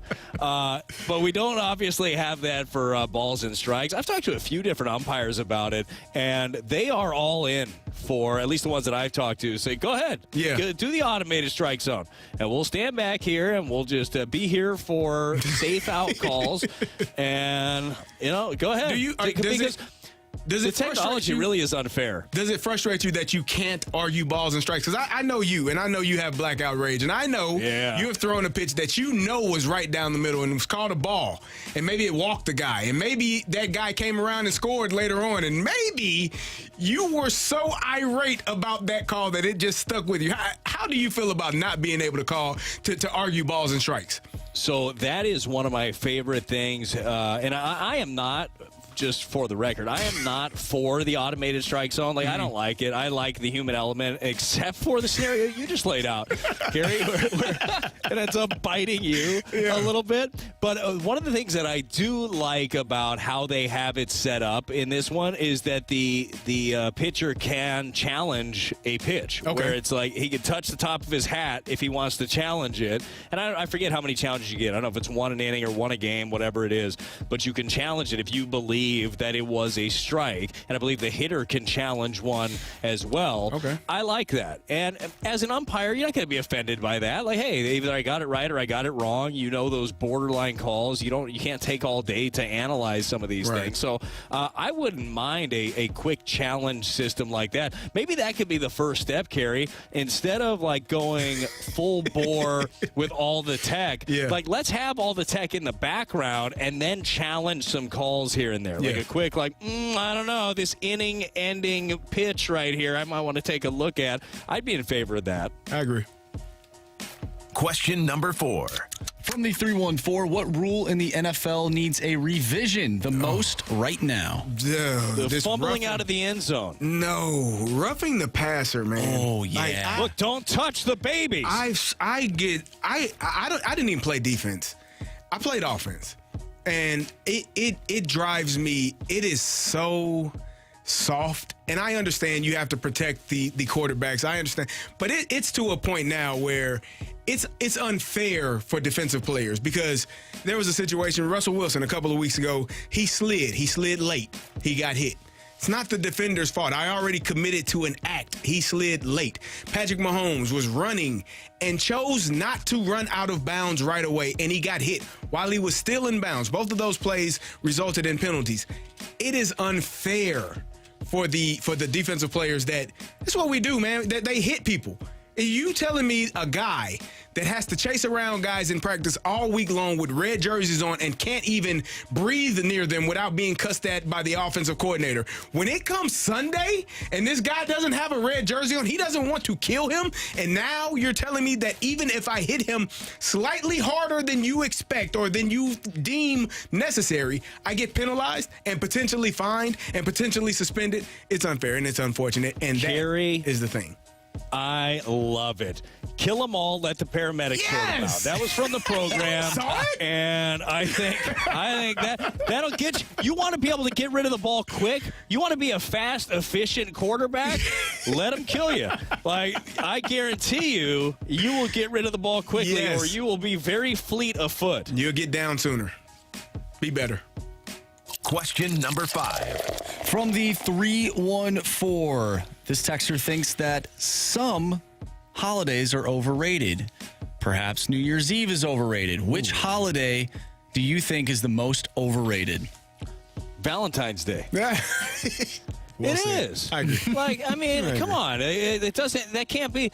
If that's your one day of the year where you just show that you're in love, you're doing that wrong too.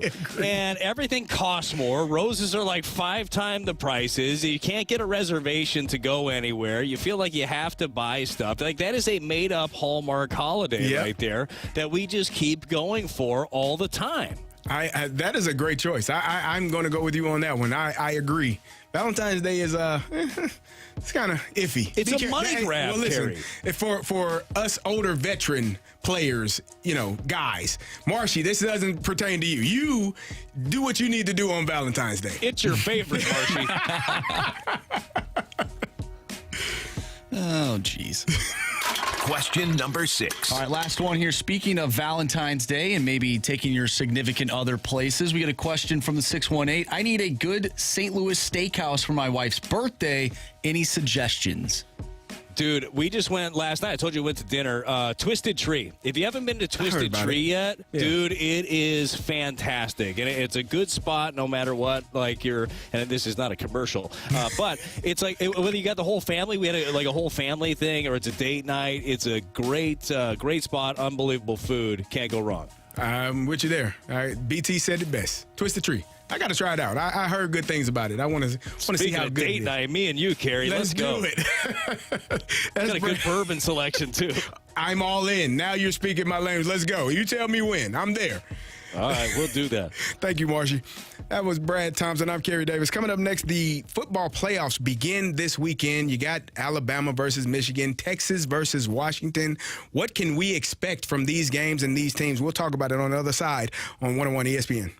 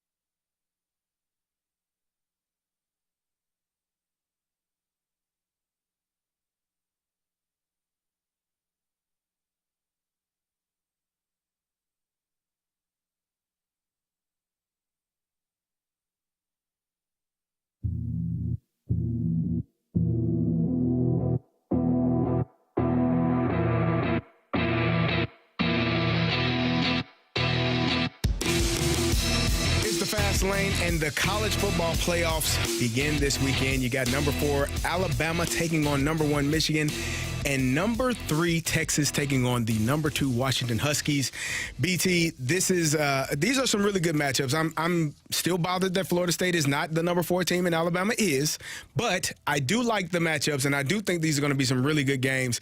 I have Michigan because I love what Michigan has done all season long. Alabama has kind of been, I don't want to say struggling, but they aren't the Alabama that I am accustomed to watching in past years. And they're obviously a top 4 team in the country playing in the playoffs, but I think Michigan is the better team in that game. But the number 3 Texas versus number 2 Washington, I think that is going to be an outstanding game for the playoffs to watch.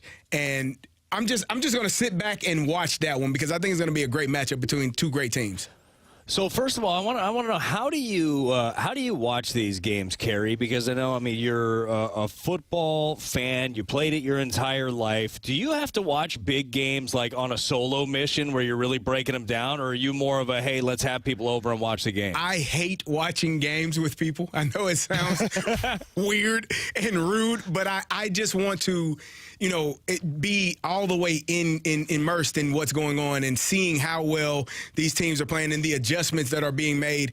And when you have a group of people around, they ask questions. They want to know why they did this. Well, why did this player fumble the ball? I don't know. He shouldn't have done it. He should have held on to it. It's not what he was coached to do. He just did it. And so I like to watch it solo because that Alabama-Michigan game, I think Michigan should win, but there are going to be some chess match types of things that are going on. Nick Saban does a great job of preparing his team.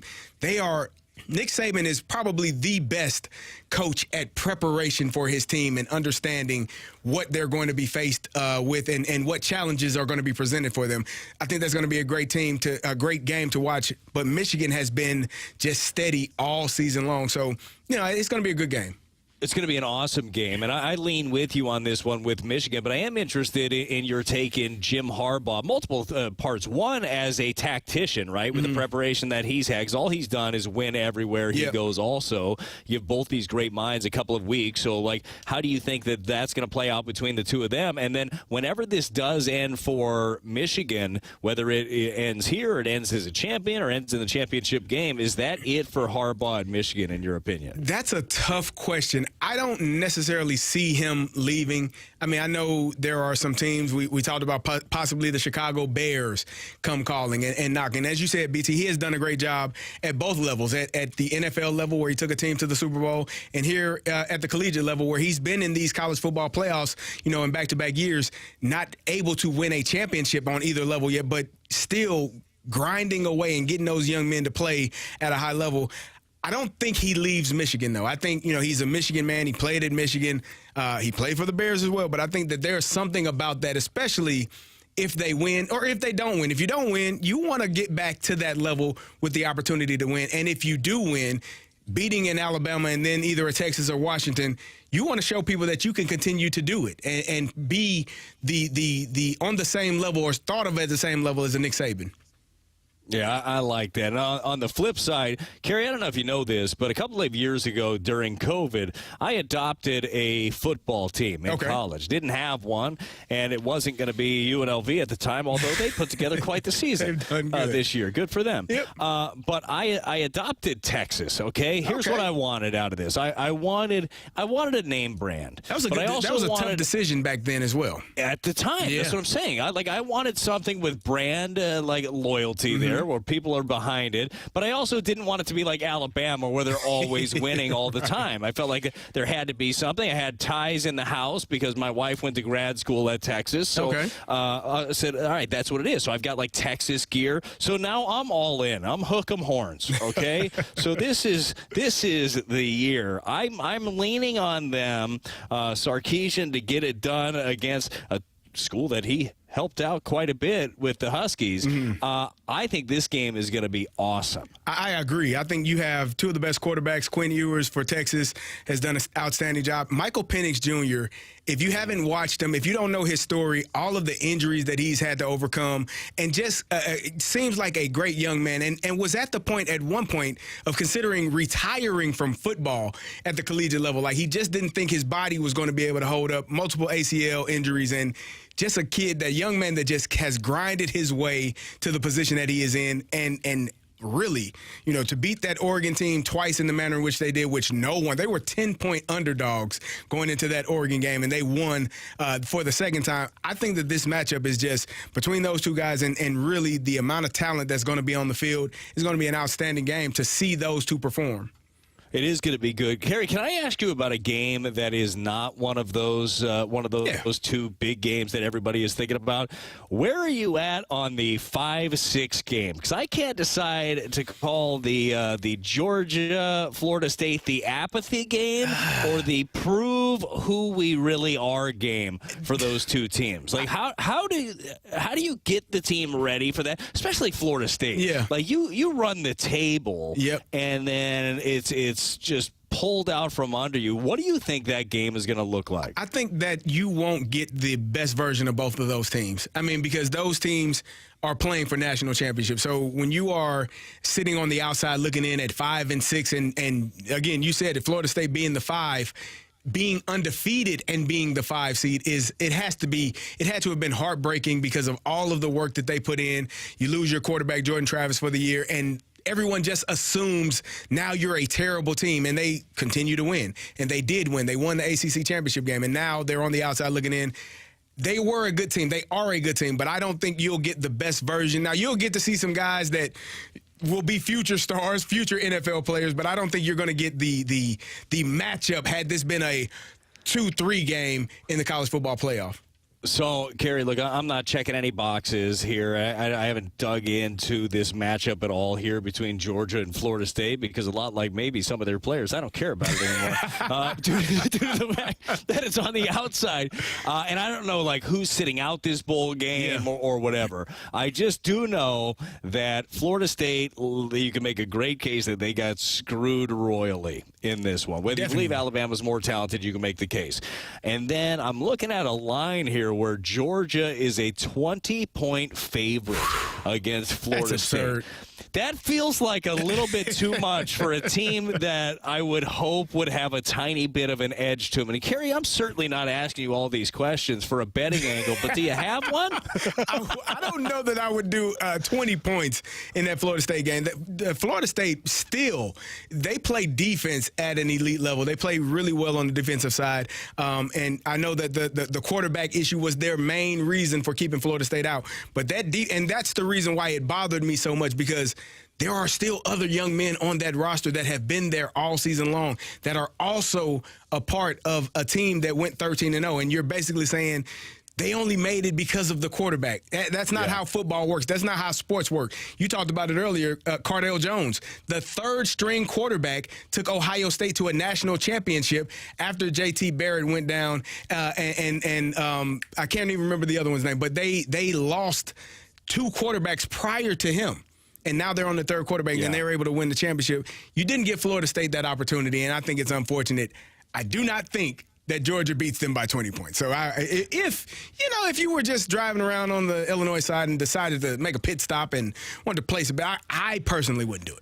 Carey, I'm sitting here right now on the Illinois side. Also got a Mizzou team that is a 5.5-point dog right now that I'm kind of liking the look of things. Yeah, with that. So that's interesting. How excited are you, Carey, for next year when we get to this point with a 12-team format? I think it's going to be awesome. I mean, you look at, like, FCS has been doing playoffs for a while, and that you get a better feel for who the best teams are when you have more teams able to compete, because you just don't know. I think, people look at, TCU shouldn't have been in the playoffs. They got beat the heck out of by Georgia last year.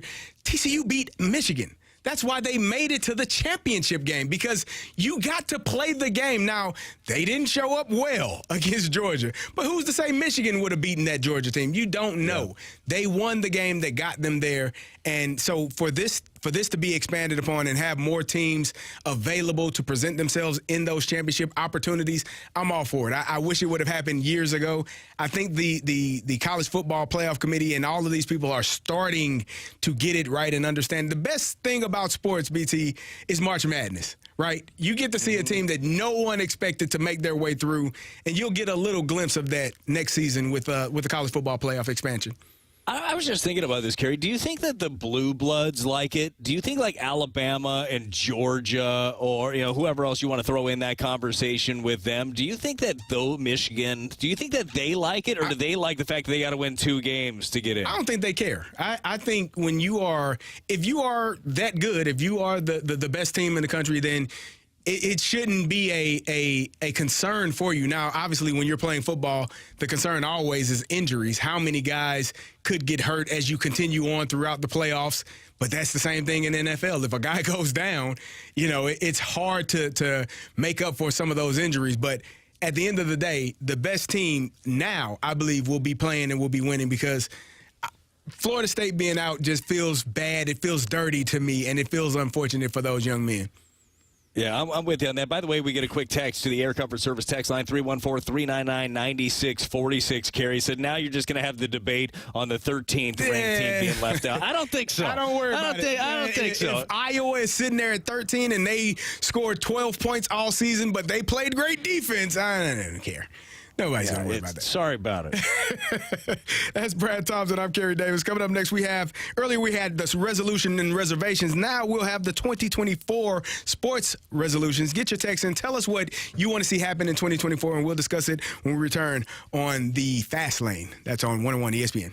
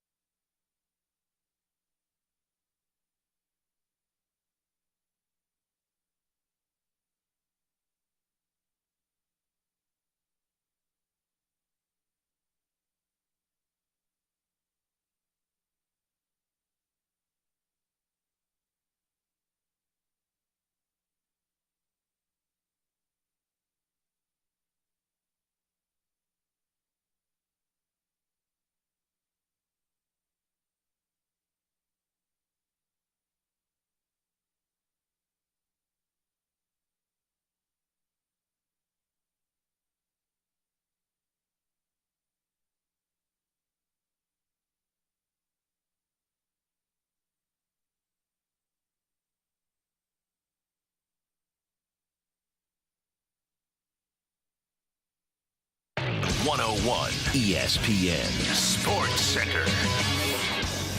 I'm Andrew Marsh. It's time for a Sports Center update brought to you by Saliga Heating and Cooling. The Blues take on the Avalanche tonight. Pregame starts right after the Fast Lane, starting at 6 o'clock. Puck drop is at 7.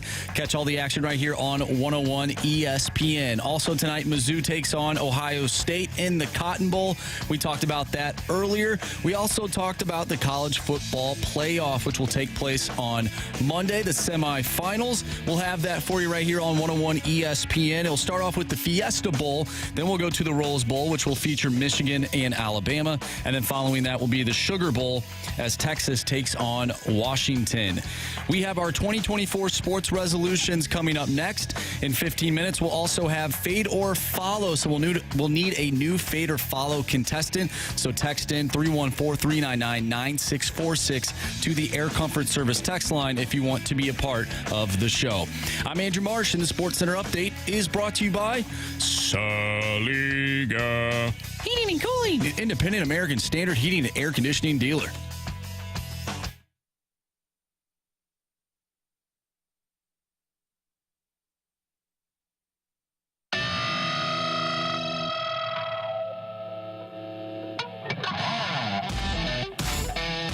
Welcome back to the Fast Lane. I'm Carey Davis, joined by Brad Thompson and Andrew Marsh, and we have our 2024 sports resolutions. And BT, you know, I was thinking about this for a little bit, and I kind of like the Atlanta Braves, right? They had a really good season last year. They won 104 games. They won their division. They were pretty outstanding. But I'm looking at this Braves roster, and I noticed something interesting, peculiar, you might say. So talent? Yeah, well, that helps. A lot of talent. That helps. But there's a guy, Matt Olson. He played 162 games. He played 162 at first base. Then there's a guy, Ronald Acuna. He was really good last year, wasn't he? He was outstanding. How good was he? He was pretty damn good. Played 159 games. He played 157 in right field. Austin Riley, 159 games, 159 at third base. Are you noticing a theme here? I am. So, it is. Tell us exactly what do you think it is. Consistency, going to the ballpark and knowing exactly what you're going to do because you were hired to do that job. So for 2024, my New Year's resolution, sports resolution, is getting some of that from the St. Louis Cardinals. Ooh. Okay. So, couple of things about this, Carey. I see as you're saying that it's kind of pointed as if they don't allow the opportunity for consistency. Am I reading that right? I think so. Yeah. Because the way that I look at this is you have an opportunity to go do a job. Yeah. If you don't do the job at a high level, or if you can't stay out on the field because you're injured, somebody else is going to get that opportunity, right? Yes. So take advantage in 2024 of what is in front of you. There's going to be a lot in front of a guy like we mentioned earlier, some young players who I believe are going to be pivotal. Lars Nootbaar is going to get a chance to play every single day. Can he play every single day? 117 games for Newt a year ago. The young Jordan Walker is going to get that chance to play every day. I would believe that right now, if your roster is the way that it is, Tommy Edmonds going to be playing center field for you more often than not. I think that no manager, any manager in baseball, would love to run the same lineup out there all the time. Yeah. The unfortunate part is through either injury or ineffectiveness, which the 2023 Cardinals had a lot of both of those things. It's almost impossible to do so. So I love the way that you're thinking, but the players that you threw out there that are playing, those are all-stars, right, that are answering the bell. They're pretty good. Yeah, well, and that is generally, right, those are generally the kind of numbers, especially as far as, like, availability. Yes. That's usually Goldie. That's usually Arenado, who missed time at the end of the year, and I promise you was far more banged up throughout the season than others that probably spent time on the IL. So that is health is a very big part of this, and I don't know if you could wish health or if health can be a resolution, but boy, I'd love to be able to give the Cardinals some of that. Guys, I would love for the Blues to just capitalize on the power play a little bit more. Just a little bit. That's a good idea.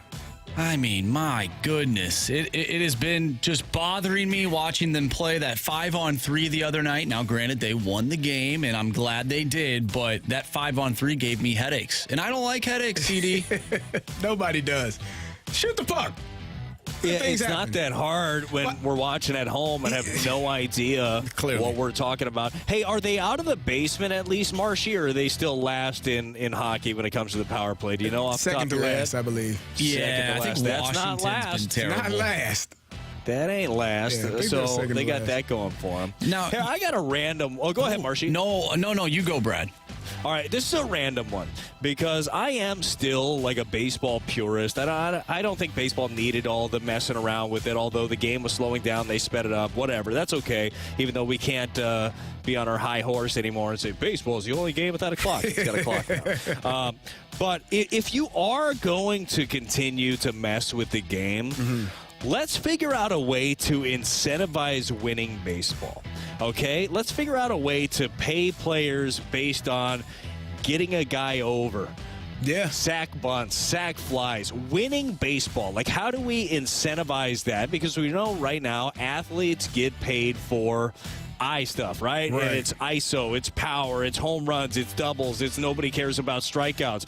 I would like to be able to pony up a little bit of cash, and when I say pony it up, hell, not me, but somebody else, some cash for the guy that like shortens up his swing with 2 strikes and puts the ball in play and makes the defense do the work. Like little stuff. The small detail things that matter. Moving a run over with less than 2 outs. Those things.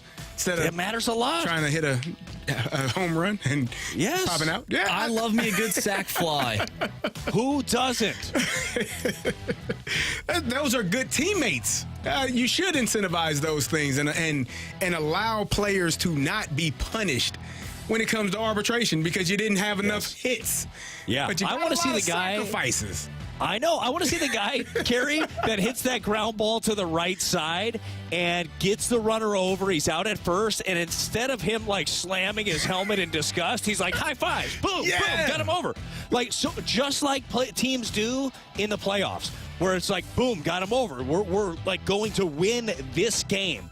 If you could have that mindset, you could obviously get paid off of that. That would be an entertaining brand of baseball to watch through 162. It would be, and you would probably win more games than you lose. Oh, for sure. And by the way, if I really do believe this, if players just approached it that way of like, hey, what is winning baseball here in this situation? Because a lot of times, most of your at-bats, Carey, are still going to be, hey, it's going to help our team if I hit a double or a home run. Yeah. Like that's still going to be the mindset. Right. I really think that if you had that selfless attitude going into every at-bat or every pitch that you're throwing, you're going to win a lot of games and you're going to put up your offensive numbers and your numbers as a pitcher. They could look even better than they look when you're thinking about the counting stats. So we were talking about umpires not too long ago. I think one of my resolutions, and this will never happen, but I want to see the umpires or just referees in general, it doesn't matter what sport, do post-game press conferences. I would love to see that. Even if they haven't made a bad call. Just make them available, at least. Just get grilled. That's the big one. It's like, hey, we need you. Yeah, to answer the reason for this call here. Yeah, hey, shockingly, Angel, you're on a streak every game.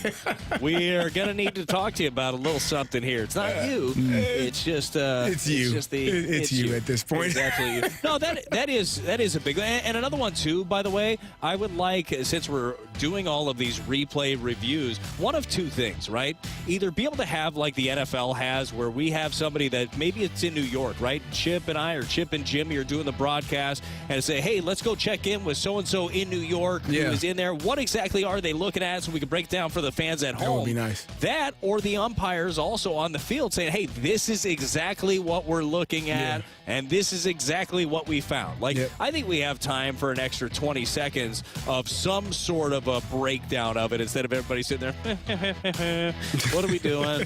Like, I think that would be good for the game. Also, one more for me. I wish the NHL would go back to wearing white jerseys at home. I think that would be really cool to see. Yeah, I mean, to see the dark colored jerseys from opposing teams when they're on the road or when they're visiting your home team. Absolutely. That would be nice. Do you know why the NFL is the opposite. And I know recently they've been kind of switching it up. It doesn't matter. Like the Thursday Cowboys night game. Yeah, Cowboys they always Thursday. wear white. They get whatever they want. But I don't know why it was always home team wears the dark colored jerseys. It's just always been that way in football as far back as I can remember. I've never known it to be any other way. I don't know why they do that. They're intriguing. Yeah. That's Brad Thompson. I'm Carey Davis. That's Andrew Marsh. Coming up next, we have our Fade or Follow. We'll tell you a little bit what you missed throughout the entire show. That's next on the Fast Lane on 101 ESPN.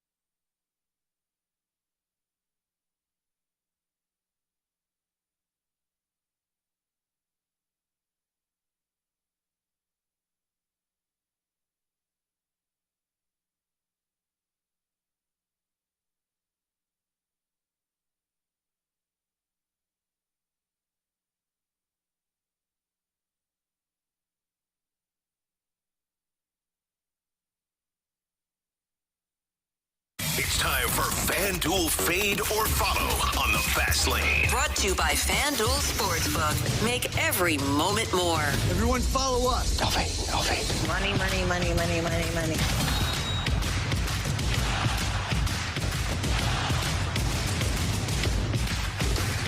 It's the Fast Lane. I'm Carey Davis, joined by Brad Thompson and Andrew Marsh, and it is time for Fade or Follow. BT, you got a play for us for Fade or Follow? Oh, I've got a play for us. We're going to find out which way that our contestant this week is leaning. Marshy, who do we got this week? This week we have Rob. So Connor was our last contestant. We had the Ravens covering 5.5 against the 49ers, and we know how that one went. So well for the Ravens. Now we have Rob here in the Fast Lane.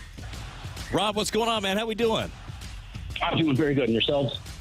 Doing great, man. We're having some fun here on a Friday before New Year. So we got a play for you. The play is tonight, and it is the Mizzou-Ohio State game. Missouri right now, they were a 5.5-point underdog. Now, that line has changed a little bit.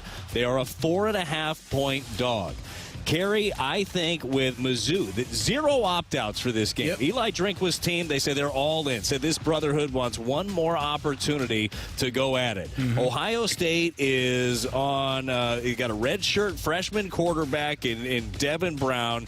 They just had Marvin Harrison Jr. He opted out amid rumors in the NFL draft that, he doesn't want to get hurt because put baby in a wrapper. We're going Mizzou here. Mizzou plus 4.5. They don't even have to win. I'm with you.